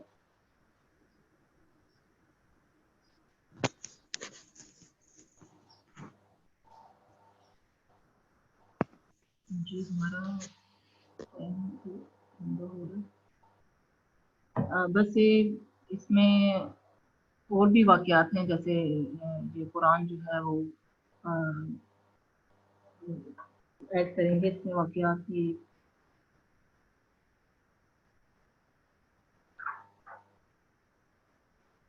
قرآن کے واقعات ہیں کہ جو غیر مسلم جیسے ابو جہل، ابو لہب اور یہ تین جو لوگ تھے، ابو جہل، احمد شریف اور ایک اور تھے، وہ تینوں مطلب ایک ٹائم پہ آ گئے اور سننے لگے قرآن کو، ان کو بہت اچھا لگا کہ مطلب اللہ کا کلام ہے، وہ یہ جانتے تھے، وہ نبی صلی اللہ علیہ وسلم کو بھی جانتے تھے سچ ہے، بس وہ ایمان کیوں نہیں لے کر آئے، بس ان کے اندر تسل تھی، وہ یہ چاہتے تھے کہ جو بنی اسماعیل میں سے کیوں آگے نبی بنی جو دوسرا جو قبیلہ تھے اس میں سے کیوں نہیں تھے نبی صلی اللہ علیہ وسلم، اور یہ قرآن سنتے تھے اللہ کے، ان کا حق واضح ہو گیا تھا، بس وہ ان کی ہر درمی تھی یا اکڑ تھی، ان کی انات تھی، جس وجہ سے وہ ایمان نہیں لے کر آئے۔ اب جو ایک نظر ڈال لیتے ہیں شعوری و شعوری ایمان جو ہے اس پر، غیبی حقائق کی حقانیت کو محض شعوری ایمان کی ڈیفینیشن کیا ہے؟ غیر شعوری ایمان کی غیبی حقائق کی حقانیت کو محض دل کی گواہی کی بنا پر محسوس کیا جا سکے۔ اور شعوری ایمان، اس میں صرف غیر شعوری ایمان میں صرف آپ کی دل کی ضرورت ہوا ہے جس پر آپ جو 6 ایمانیات ہیں ان کو تسلیم کیا جاتا ہے. اور شعوری ایمان میں غیبی حقائق جو 6 ایمانیات ہیں ان کو دل کے ساتھ بھی عقل کے ساتھ بھی خاموشی سے قبول کرنا. اور اس کی بیس جو ہے غیبی حقائق جو ہیں جو غیر شعوری ایمان ہے اس کی بیس جو ہے وہ عہد الست ہے، جو کہ عہد دیا تھا اللہ تعالیٰ نے عالم ارواح کی صورت میں دنیا میں آنے سے پہلے میں تمہارا رب ہوں، تو سب نے کہا آپ تمہارے رب ہیں، کیونکہ یہ جو فطری چیز ہے خدا کی گواہی یہ ہر انسان کے اندر موجود ہے. یعنی غیر شعوری ایمان دل کے اندر موجود ہے ہر انسان. وہ یہ کہ نبی صلی اللہ علیہ وسلم نے فرمایا کہ اس کے جو والدین ہیں اور والدین جو ہر بچہ فطرت سے پیدا ہوتا ہے اس کے والدین اس کو مجوسی یا عیسائی بنا دیتے ہیں. اور پھر اس کے حصول کے ذرائع کیا ہیں؟ صحبت صالحین اور نیک اعمال. نیک لوگوں کی صحبت میں نصیب ہوگی اور عمال کریں گے تو یہ ایمان اوپر چلا جائے گا ورنہ ایمان نیچے آ جائے گا.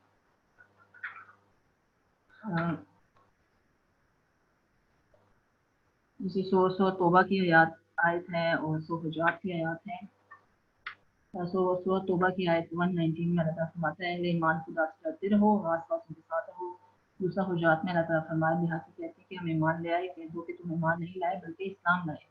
ابھی تک تمہارے دلوں میں ایمان داخل نہیں ہوا، تم اللہ رسول کی پابندی کرو گے، تمہارا ایمان مطلب تمہارے عمال سے کچھ خدا کم نہیں کرے گا، بے شک خدا بخشنے والا مہربان ہے.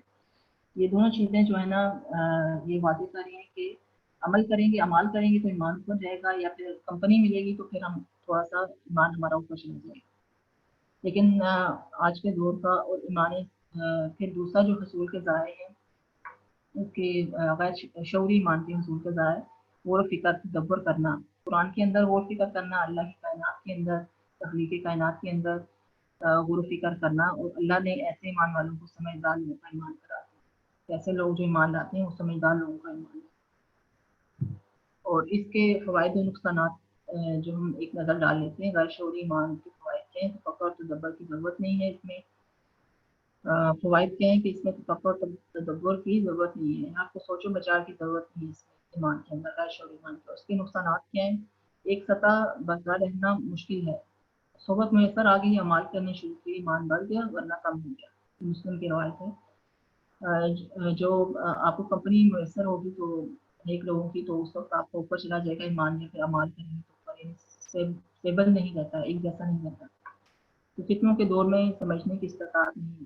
سوکات کے اندر اللہ تعالیٰ فرما رہا ہے سوکات کے اندر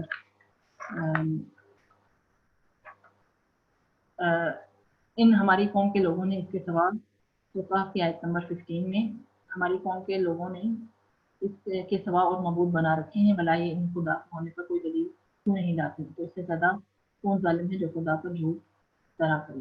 اور یہ جو اصحاب کہف تھے یہ اس ٹائم پہ کفر پھیلا ہوا تھا اور انہوں نے اپنے آپ کو بچانے کے لیے جو ایک خار بنا لی اور دین حق ان پر واضح ہو چکا تھا تو پھر یہ حق کے لیے کھڑے ہو گئے تھے اس وجہ سے کہ ان کا ایمان غیر شعوری نہیں تھا بلکہ شعوری ایمان کا ان کا.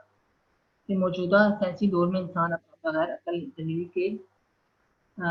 عقلی دلیل کے حقیقت کا ادراک نہیں کر سکتا.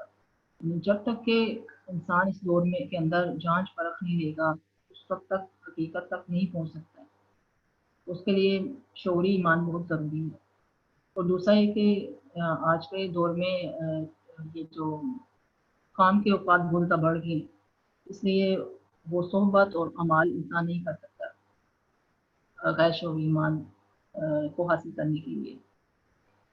شعوری ایمان کے فائدے کیا ہیں؟ فتنوں سے بچنے کی استطاعت پیدا ہو جاتی ہے. فتنے بڑے بڑے فتنے فتنہ دجالیت ہے جو آگے چل کے اگر ہم بیان کریں گے اس کو. ایمان کی سطح قدرت برقرار رہتی ہے، یعنی ایک جیسے اسٹیبل رہتا ہے ایمان، ایک جیسی سطح رہے گی، اس کے اوپر نیچے نہیں جائے گا. بلکہ اگر آپ کو کمپنی نہیں بھی میسر ہے یا پھر آپ کو نیک اعمال نہیں بھی کریں گے تو پھر بھی آپ کا ایمان نیچے نہیں آئے گا. اللہ کے نزدیک ایمان زیادہ مستحسن ہے، اللہ تعالیٰ کو زیادہ پسند ہے ایمان. اللہ نے اس کی طرف دعوت دی ہے آل عمران کی 191 میں زمین و آسمان کی تخلیق، دن رات کے آنے جانے میں لوگوں کے لیے بہت سی نشانیاں ہیں. اٹھے بیٹھے کھڑے ہر حال میں اللہ کو یاد کرتے ہیں اور فرماتے ہیں کہ تم نے یہ بے فائدہ نہیں پیدا کیا اور تو قیامت کے دن سے تو بے فائدہ پیدا نہیں کیا ہے سب کچھ، تو قیامت کے دن سے ہمیں دوزخ کے عذاب سے بچا لے. تو اللہ تعالیٰ سے ذکر کی نہیں دعوت دے رہا بلکہ اس کے اندر جو ہے وہ اٹھتے بیٹھتے لیتے ہر حال میں اللہ کو یاد کرتے ہیں اور غور و فکر کرتے ہیں. دونوں چیزیں ہیں، ذکر اور فکر دونوں. اب آج کے دینی فرائض میں خیال رکاوٹوں کو عبور کرنے کی استطاعت اور انسان کے عمل اور کردار پر گہرا اثر پڑتا ہے. جو ہم کر چکے ہیں جیسے یہ کہ ان کا جو کردار تھا جادوگروں کا، وہ ان کو تو کمپنی نہیں ملی تھی، ان کو کمپنی بھی صحبت بھی نہیں میسر تھی، لیکن وہ ان کا ایمان کیا تھا؟ شعوری ایمان تھا. ایمان لے کر آئے تھے، ان کا عمل اور کردار کیسا چینج ہو گیا تھا. 195 آیت ہے آل عمران کی. تو ان کے پروردگار نے ان کی دعا قبول کر لی اور فرمایا کہ میں کسی عمل کرنے والے کے عمل کو مرد ہوئے اور ضائع نہیں کرتا. تم ایک دوسرے کی جنس ہو، تو جو لوگ میرے لیے وطن چھوڑ گئے اپنے گھروں سے نکالے گئے، ستائے گئے اور لڑے اور قتل کیے گئے، میں ان کے گناہ ہے.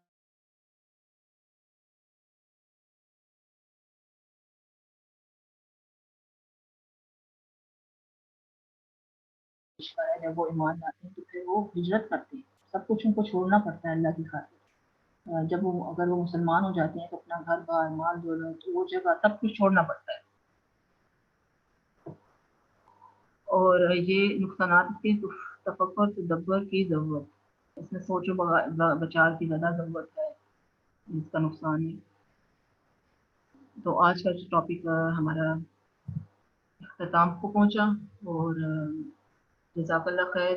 ابھی میرے خیال میں ٹائم ہمارا ہو چکا ہے ختم. 5 منٹ ہم ایکسٹرا لیں گے، آپ لوگوں کو کوشچن آنسر ہیں تو کر لیتے ہیں. آپ لوگوں کی اٹینڈنس لگ چکی ہے، جو لوگ جانا چاہتے ہیں جا سکتے ہیں، لیکن ہم لوگ 5 منٹ کے لیے ایکسٹرا ٹائم رکھیں گے. اگر کسی کا کوئی سوال ہے تو پلیز ریز ہینڈ پہ کلک کیجیے اور سوال پوچھ لیجیے. جزاک اللہ. اور اگر سوال نہیں ہے، آپ کچھ کنٹریبیوٹ بھی کرنا چاہتے ہیں تو ضرور کیجیے گا. زوبی علی. جی السلام علیکم. وعلیکم السلام. میں یہ پوچھنا چاہ رہی تھی کہ جیسے آپ نے بتایا کہ جو رسول پاک صلی اللہ علیہ وسلم کا معجزہ جو ہے وہ قرآن ہے، تو معراج بھی تو ان کا معجزہ ہے، اس کو بھی کاؤنٹ کریں گے یا نہیں؟ یا جو دنیا میں رہ جانے والے معجزہ وہ کرامات اس کو کہتے ہیں، کرامات. وہ جی معجزہ ہمارے تک تو نہیں پہنچا نا. ہمارے تک نہیں اچھا پہنچا. مطلب اچھا، وہ قرآن معجزہ جو تا قیامت رہے اس کی بات ہو رہی ہے. اس کا ذکر آپ دیکھیں کہ الگ سے معجزہ تو نہیں ہے نا، اس کا ذکر قرآن کے اندر موجود ہے. تو قرآن پر شاہد بنتا ہے نا، حقیقت تو قرآن ہے، قرآن صحیح. معجزہ. ٹھیک. اور کوئی جزاک سوال؟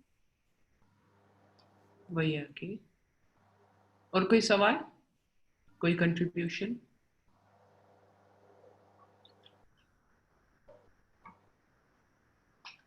نمر خان، go ahead please. جی السلام علیکم. میں نے یہ پوچھنا تھا کہ ایک آپ نے یہاں سلائڈ شو کی تھی جس میں تھا معجزہ اور جو ہے کتاب کا یعنی ایک ہونا، تو اس میں جو آپ نے وضاحت کی تھی اس میں یہ تھا کہ آپ صلی اللہ علیہ وسلم اور آپ کی کتاب، تو یہ آپ کی کتاب کا ورڈ یہاں پر صحیح رہے گا کیونکہ یہ تو اللہ تعالیٰ کا کلام ہے، تو اس کو یوں نہیں کہنا چاہیے کہ اللہ کی کتاب، کیونکہ قرآن کا ماخذ تو خود اللہ تعالیٰ کی ذات ہے، تو اس کی وضاحت ہے. جی قرآن کے اندر ہی اللہ ذکر فرما رہا ہے. اللہ نے فرما دیا نا، یہ بھی آپ کو آیت پڑھ کے سنائی نا کہ اللہ تعالیٰ نے اس کو کتاب اور معجزہ اکٹھا کر دیا. سو بقرہ کی آیات 23 اور 24 میں اللہ تعالیٰ ذکر فرما رہے ہیں نا کہ معجزہ اور کتاب کو اکٹھا کر دیا. تو یہ ہماری مذہبی کتاب بھی ہے اور معجزہ بھی ہے. طیبہ آپ وہ ان کی آواز شاید اتنی اچھی نہیں آ رہی تھی، تو ان کا سوال اصل میں یہ ہے کہ کیا ہمیں یہ نہیں کہنا چاہیے کہ یہ اللہ کی کتاب ہے rather than کہ یہ آپ صلی اللہ علیہ وآلہ وسلم کی کتاب ہے؟ I think Namal Khan, did I get you correctly? Ji teacher, बिल्कुल मेरा यही सवाल था। हाँ जी। किताब की नीति कहते हैं अल्लाह की किताब है जो मोहम्मद सल्लल्लाहु अलैहि वसल्लम पर नाज़िल हुई। और जब हम, क्योंकि किताब एक पर्टिकुलर रसूल को दी गई, तो इन इस्तारतन हम ये कह देते हैं ये उनकी किताब है, लेकिन इंशाअल्लाह नियत हमारी यही होती है कि ये है तो अल्लाह की तरफ से, ये कलाम अल्लाह है। आपकी बात बिल्कुल ठीक है नमल खान। नेक्स्ट।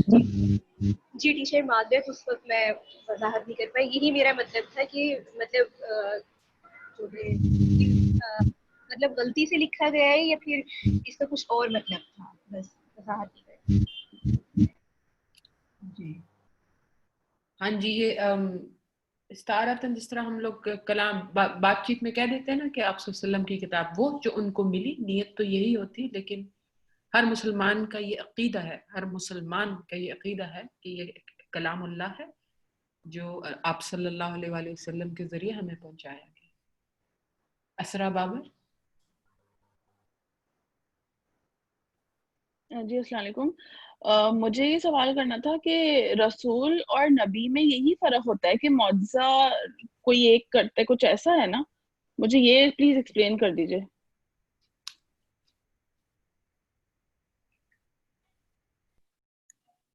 रसूल और नबी में फर्क? जी, कि मौजज़े का कुछ फर्क है, मैंने तो सुना है कि जो नबी होता है और फिर रसूल खास कौम की तरफ भेजा जाता है।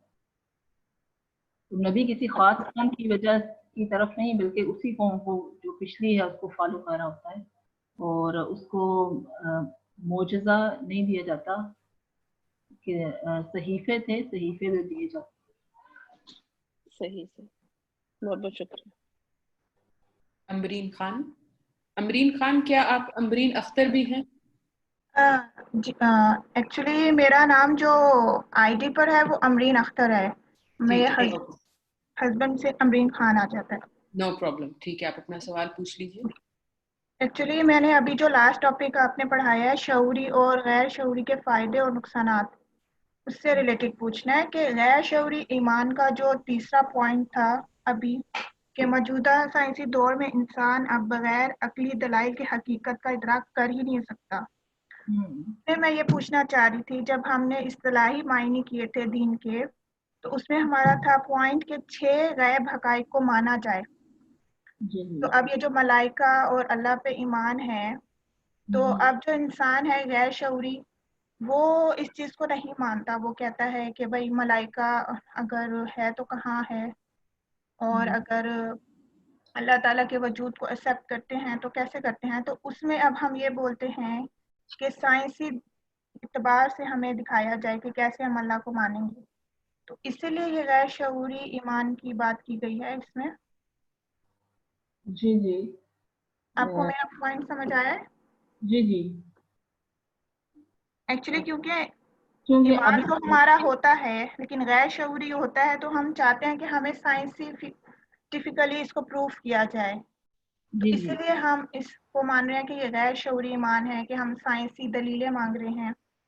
हालांकि आप तो बोल रही हैं कि दलाइल के साथ आप अपने ईमान को मजबूत करें। साइंस की पॉइंट गैर शऊरी में कैसे आएगा?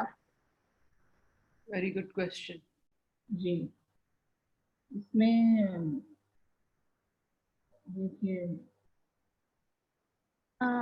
आपको मेरे सवाल की समझ आ गई? हाँ, मुझे आ गई। तैयबा आप, अगर आप इजाजत दें तो मैं। जी जी। अमरीन खान, यहाँ पर देखें, जो दलाइल मांगे जा रहे होते हैं ना, जब कोई बंदा साइंसी दलाइल मांगता है तो वो सिर्फ साइंसी दलाइल होते हैं। साइंस इस कायनात का और अल्लाह का इदराक करने के तरीके सिर्फ साइंस पे महदूद नहीं है। इंसान की एक बसीरत भी होती है, अकल भी होती है। जो दलाइल हम पेश कर रहे हैं वो बसीरत और अकल के दलाइल हैं। आप देखेंगे साइंस उनको सपोर्ट करती है, but science is not the only thing. आपको मेरी बात समझ आई? जी, एक्चुअली ये कहना चाह रही हूँ कि अब क्योंकि इंसान पढ़ रहा है, तो वो अपनी इन्हीं चीज़ों पे ज़्यादा बेस कर रहा है कि हम पढ़े लिखे हैं। जैसे हमारे मुस्लिम डॉक्टर्स हैं या जो भी हैं, تو اگر ان سے کوئی بات کی جاتی ہے تو وہ یہی بولتے ہیں کہ اس کو سائنٹیفکلی آپ بتائیں کیسے، تو وہ مانی جاتی ہے بات. بالکل آپ کی بات صحیح ہے، اور یہ ایک بہت بڑی جہالت ہے. صرف سائنسی دلائل مانگنا، یہ ایک، آپ اس کو یہ بھی کہہ سکتے ہیں ایک تو سازش ہے کہ انسان کیوں سائنسی دلائل کیوں مانگتے ہیں. آپ جب اس سلائیڈ میں جیسے لکھا ہے نا کہ آج کا انسان عقل کے بغیر اس بات کا ادراک کر نہیں سکتا، اس کا مطلب یہ ہے کہ آج کی دنیا میں انسان سمجھتا ہے کہ جس چیز کو وہ سونگھ سکتا ہے، ٹیسٹ کر سکتا ہے، ٹچ کر سکتا ہے، سن سکتا ہے، بیسیکلی مادی چیزوں کو وہ حق ہے، وہ اصل میں ہے. اور سائنس کے جو کور ہے، جو اس کا سینٹرل پوائنٹ ہے، وہ یہی ہے کہ اگر if you can touch it, taste it, hear it, smell it, then it is real. But if you can't, then it is not real. تو جب کوئی ڈاکٹر آپ سے یہ پوچھ رہا ہوتا ہے، معذرت کے ساتھ لیکن حق بات جو ہے وہ یہی ہے کہ جب کوئی ڈاکٹر آپ سے پوچھ رہا ہوتا ہے کہ جی سائنٹیفکلی اللہ سبحانہ تعالیٰ کو پروف کر کے دکھاؤ، وہ سب سے بڑی جہالت کی بات کر رہا ہوتا ہے. کیونکہ آپ سائنٹیفکلی اگر اللہ سبحانہ تعالیٰ کو پروف کر دیں گے تو آپ اللہ سبحانہ تعالیٰ، پھر اللہ سبحانہ تعالیٰ معاذ اللہ ہے ہی نہیں، کیونکہ science is limited and you کی ناٹ لمٹ اللہ سبحانہ و تعالیٰ. اللہ سبحانہ و تعالیٰ کا پروف آپ کو چاہیے اپنی عقل سے، اپنے دلائل سے، اپنی بصیرت سے. آپ کائنات کو دیکھیں اور پھر اس کو سمجھیں کہ اس سارے کے یہ جو ساری چیزیں مجھے نظر آ رہی ہیں، اس کے پردے کے پیچھے کچھ ہے. اس سے آپ کنیکٹ کریں سورہ البقرہ کی سب سے پہلی الف لام میم کے بعد جو آیت ہے وہ یہ ہے کہ متقیوں کی جو سب سے پہلی صفت ہے وہ یہ ہے کہ وہ غیب پر ایمان لاتے ہیں.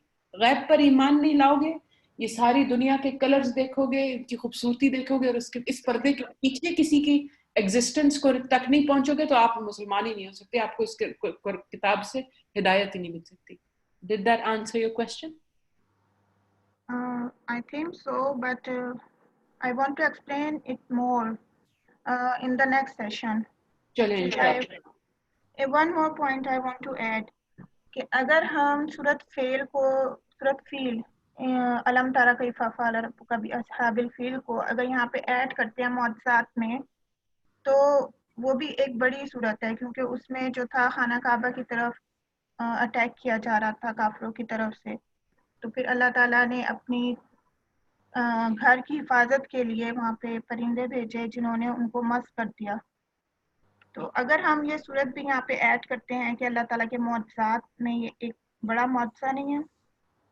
لیکن وہ رسول کے ساتھ تو نہیں آیا نا، اس وقت تو آپ صلی اللہ علیہ وسلم پیدا نہیں ہوئے تھے. ہم ان معجزات کی بات کریں جو رسول کے ساتھ آتے ہیں. صحیح. لیکن آپ کی بات بالکل ٹھیک ہے، یہ ہے اللہ سبحانہ تعالیٰ کا معجزہ. جی ایکچولی میں اللہ تعالیٰ کے اس سے ہی بات کر رہی ہوں کہ معجزات میں اگر ہم تھوڑی سی ایکسپلینیشن میں اس کی طرف آ جاتے ہیں تو یہ اور کلیئر ہو جاتا ہے. جی بالکل. Okay, thank you so much. جزاک اللہ. نصرت لطیف آپ کا سوال، and then let this be the last question, کیونکہ اگر کسی نے جانا ہے، کوئی مصروف ہے تو وہ لوگ جا سکتے. جی السلام علیکم. نہیں میرا سوال تو نہیں ہے، I just want to add comment کہ جب آپ یہ بات کرتے ہیں، آئی تھنک میری جو انڈرسٹینڈنگ ہے کہ جی شعوری اور غیر شعوری ایمان، تو اس کا یہ مطلب نہیں ہے کہ ہم اللہ کے وجود کو کسی سائنٹیفک یا کسی بھی جسے کہتے ہیں کہ اس کو ثابت کریں، بلکہ ہمیں شاید غور و فکر کی طرف جو اللہ قرآن شریف میں بھی، قرآن پاک میں بھی غور و فکر کی طرف جو کائنات کے اوپر غور و فکر کی دعوت دی ہے، اس طرف متوجہ کرنا میرے خیال سے زیادہ اس کا آبجیکٹیو ہے، نہ کہ ہم اللہ کے وجود کو یا اسلام از ناٹ سائنس اس کو پروف کرتی ہے جو اسلام نے، قرآن نے بیان کیا ہے، لیکن ہم صرف سائنس کو اسلام نہیں کہہ سکتے، سائنس کو صرف دین نہیں کہا جا سکتا. میرا پوائنٹ یہ ہے کہ جو غیر شعوری اور شعوری ایمان کی طرف آپ لوگ توجہ دلا رہے ہیں، اس کا مین آبجیکٹیو شاید ہمیں انسانوں کو یا مسلمانوں کو جو اللہ تعالیٰ نے قرآن پاک میں بار بار توجہ دلائی ہے کہ کائنات میں یہ چیزیں ہیں. فار ایگزامپل ایگریکلچر کے اوپر بہت ساری آیات ہیں، سائنس کے اوپر ہیں، یہ برتھ کے اوپر ہیں، تو یہ توجہ دلانا ہے تاکہ غور و فکر کرے انسان. اس کے علاوہ ہمیں اس کو پروف نہیں کرنا ہے, اللہ کے وجود کو پروف نہیں کرنا ہے. اللہ کا وجود کو تو بغیر دلیل کے مانا جاتا ہے, اور یہی صحیح میرے خیال سے ایمان جو ہے وہ بغیر دلیل کے ماننا ہی ہے, کیونکہ اللہ کا وجود نظر تو نہیں آتا نا بغیر دلیل. کون سی بغیر دلیل؟ کسی بھی دلیل کے. اگر ہمیں یہ سائنٹیفک پروف نہیں مل رہے ہوتے جو آج ثابت ہو رہی ہیں چیزیں, تب بھی ہم اللہ کو تو مانتے ہیں نا. قرآن میں جب لکھا ہے, اگر وہ بہت ساری باتیں آج ثابت نہیں ہوئی ہیں, ٹائم ٹو ٹائم اس کے ہمیں سائنٹیفک پروف مل رہے ہیں, نو ڈاؤٹ, لیکن اگر وہ سائنٹیفک پروف نہیں مل رہے ہوتے تو کیا ہم جو قرآن میں لکھا ہے یا احادیث میں بیان ہوا ہے کیا ہم اس کو نہیں مانتے؟ ایسا تو نہیں ہے نا. آپ کی بات ٹھیک ہے, ہم اسے مانتے ہیں, لیکن اس کے ماننے میں اور دلائل کے ساتھ ماننے میں اللہ نہیں, سبحانہ دلائل کے ساتھ ماننے میں شعوری کوشش سمجھنے کی کرنا, یہ شاید آبجیکٹو ہونا چاہیے. بالکل جو ڈسکشن چلی گئی ہے وہ شاید اس طرف چلی گئی ہے کہ ہم اللہ کے وجود کو ثابت کر رہے ہیں سائنٹیفک پروف سے. I think this was not your objective, یا ایسا ہے؟ طیبہ آپ ہی. جی جی. ہیلو, آپ میرا پوائنٹ سمجھ رہی ہیں؟ جی جی, سائنسی حقائق. یا اگر میرے کوئی پوائنٹ اس میں کنفیوژن ہے تو آپ پلیز دور کر دیں. اس میں سائنسی حقائق ہیں, سائنس کی کتاب تو نہیں ہے لیکن سائنسی حقائق ہیں. اور سائنسی حقائق ثابت ہو رہے ہیں نا, وقت کے ساتھ وہ سائنسی حقائق ثابت ہو رہے ہیں. ابھی جو یہ آیت بیان کی, جو انسانی تخلیق ہے, وہ جو غیر مسلم ہے وہ بھی اس چیز کو ڈینائی نہیں کر رہے کہ یہ, اور یہ واضح کہاں سے ہو رہا ہے؟ قرآن سے واضح ہو رہا ہے. سائنسی حقائق قرآن سے واضح ہو رہی ہے. آئی نو, وہ میں مان رہی ہوں, I سب think مان رہی ہوں. آپ کی پوائنٹ بات یہ ہے کہ سائنسی حقائق اگر ثابت ہوں یا نہ ہوں, پھر بھی ہم نے ماننا ہے. ایک وقت سائنسی حقائق ثابت نہیں تھے, ہم جب بھی مانتے تھے نا, ہاں ہم جب بھی مانتے تھے, اس وقت کے مسلمان جب بھی اس چیز کو برحق مانتے تھے. سائنسی حقائق سے ثابت ہونے کا فائدہ جو ہے وہ شاید غیر مسلموں کے لیے تو ہے, ان کو اٹریکٹ کرنے کے لیے تو ہو سکتا ہے, لیکن بحیثیت مسلمان ہم سائنسی حقائق کی وجہ سے ایمان تو نہیں لے کر آتے نا. نصرت, آئی تھنک آپ کو میری آواز آ رہی ہے؟ آئی تھنک مجھے آپ کا جی پوائنٹ بالکل. دیکھیں, آج کے دور میں سائنسی حقائق پیش کرنا لازم ہے. اس کی مثال میں آپ کو دیتی ہوں. 1400 سال پہلے جب قرآن آیا تھا تو اللہ سبحانہ تعالیٰ نے جب قرآن نازل کیا, قرآن کا فوکس اس وقت کیا تھا؟ کلام کی خوبصورتی. کیوں؟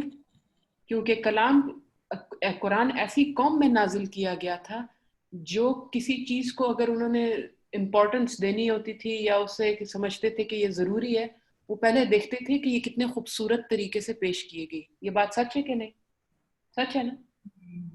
They were very strong linguists. ایسی وہ لوگ پروز اور پوئٹری لکھتے تھے, لیکن جب قرآن آیا اور اس نے ایسے حقائق پیش کیے جو انسان جانتا نہیں تھا, لیکن اتنی خوبصورت زبان میں پیش کیے کہ کسی کے پاس جواب ہی نہیں رہا کہ بھائی بڑے سے بڑا شاعر اس کلام کو توڑ نہیں سکتا, بڑے سے بڑا جادوگر اس کلام کو نہیں توڑ سکتا. تو اس کی بیسس پہ بہت لوگ ایمان لے آئے. آج کے دور میں سائنسی حقائق پیش کرنا اس لیے لازم ہے کیونکہ چاہے مسلمان ہو, لاشعوری طور پر مسلمانوں کی پوری سوسائٹی میں بھی سائنس سائنس سائنس سائنس کا جو ہم نے لارا لگایا ہے نا, وہ پھیل چکا ہے. That's a fact. تو ہم نے آج کی زبان میں قرآن کو پیش کرنا ہے, جیسے کہ سنت رسول اور اللہ سبحانہ تعالیٰ کی سنت 1400 سال پہلے ہم دیکھ چکے. جو سوسائٹی جس چیز کو کیا کہتے ہیں امپورٹنس دیتی ہے, قرآن سبحان اللہ اس کے اندر یہ قابلیت ہے, اس کے اندر یہ اللہ سبحانہ تعالیٰ کی یہ ڈیوینٹی ہے کہ اس چیز کو وہ پیش کر سکتے ہیں.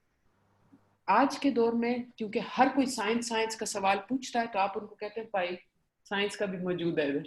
Do you understand what I am saying? لیکن جی بالکل. تو مسلمان کو اسپیشلی دا مسلم یوتھ, آپ نے ان کو سائنس پیش کرنی ہے. Do you understand? لیکن اگر میں اب as an individual for me جی سائنس کیا اتنی امپورٹنٹ ہے کہ میں اس کو سائنس سے ہی سمجھوں؟ نہیں، not at یہ all. تو بالکل صرف آپ اگلے دوسرے لوگوں کو اس طرف توجہ دلانے کے لیے، سمجھانے کے لیے آپ صحیح ہے، آپ سائنس قرآن نے بھی پیش کی ہے سائنس، لیکن بالکل ہم آپ تو ایک ایمانیات کی بات کر رہے ہیں نا. میرے اپنے ایمان کی بات کروں اگر ایز این انڈیویژول، تو کیا میرے لیے اس کو سائنس کی کسوٹی پہ پرکھنا ضروری ہے؟ آئی تھنک ناٹ، نو. صحیح یہ ہے، تو سمجھنا personality- ضروری ہے کہ قرآن نے کیا سائنسی حقائق بیان کی اور وہ کیا ثابت ہو گیا. بہت سارے ایسے ہوں گے سائنسی حقائق جو قرآن میں موجود ہوں گے لیکن ابھی تک سائنس اس تک نہیں پہنچی ہوگی، ایسا ہے. بالکل ڈاکٹر صحیح اسرار بات. احمد کی بھی اگر آپ سنیں تو ان کے بہت ساری چیزوں میں یہ چیز سننے میں آتی کہ جی سائنس بہت ساری، شاید 1% تک 2% تک پہنچی ہوگی، قرآن نے تو بہت کچھ بیان کیا ہے رہتی دنیا تک کے لیے. تو ہم سائنس کے اوپر اپنے ایمان کو بیس تو نہیں کریں گے. ہاں دوسرے لوگوں کو ایمان کنوے کرنے کے لیے ہم سائنٹیفک حقائق جو ہے وہ ایز این ایویڈینس پیش کر سکتے ہیں، لیکن بالکل بیسڈ آن سائنٹیفک پروف ہم ایمان بلڈ تو نہیں کر سکتے یا کر سکتے ہیں. یہ میرا سوال یہ ہے ایکچولی. یہ جیسے ڈاکٹر کیتھ مور ہیں، یہ مسلمان ہو گئے تھے جب ان کو پتا چلا کہ قرآن میں، آپ ڈاکٹر کیتھ مور کے بارے میں پڑھیں، جب ان کو پتا چلا جی کہ جی قرآن جی کہ جب انہیں پتا تو وہ یہ میرا ایگزیکٹلی میرا یہی پوائنٹ ہے کہ جو نان مسلم ہیں وہ جب سائنسی پروف دیکھیں گے تو ان کے لیے ایکسیپٹیبلٹی بڑھ جائے گی اسلام کی. For a Muslim it is somehow irrelevant. وہ تو صرف آپ غیر مسلموں کے لیے یا آپ بچوں کو کنوے موٹیویٹ کرنے کے لیے یوز کرتے ہیں نا یہ چیز کی. دیکھو سائنس میں بھی لکھا ہے، قرآن میں بھی یہ لکھا ہے. پرسن ٹو پرسن ویری ہاں وہ کرتے. پرسن ٹو پرسن ڈپینڈ کرتا ہے. کچھ لوگ مسلمان ہوتے ہیں اور ملحد بن جاتے ہیں، ایتھیزم کی طرف چلے جاتے ہیں اور پھر سائنس کے تھرو وہ قرآن کی طرف آتے ہیں. ہم لوگ ایسے لوگوں کو بھی جانتے ہیں. ہاں ہوگا، بالکل ہوگا، بالکل بالکل تو یہ ہوگا، پرسن ٹو پرسن. بالکل ہوگا. جزاک اللہ خیر. صحیح، بہت شکریہ، جزاک اللہ. ہمارا ٹائم ہو گیا. انشاءاللہ امرین خان اور زبیدہ علی آپ لوگ بے شک یا تو وائس نوٹ بھیج دیجیے گروپ میں، یا انشاءاللہ ہم اگلے سیشن میں بات کریں گے. Okay, thank you. جزاک اللہ خیر. سبحان ربک رب العزت عما یصفون وسلام علی المرسلین والحمد للہ رب العالمین. السلام علیکم ورحمۃ اللہ وبرکاتہ.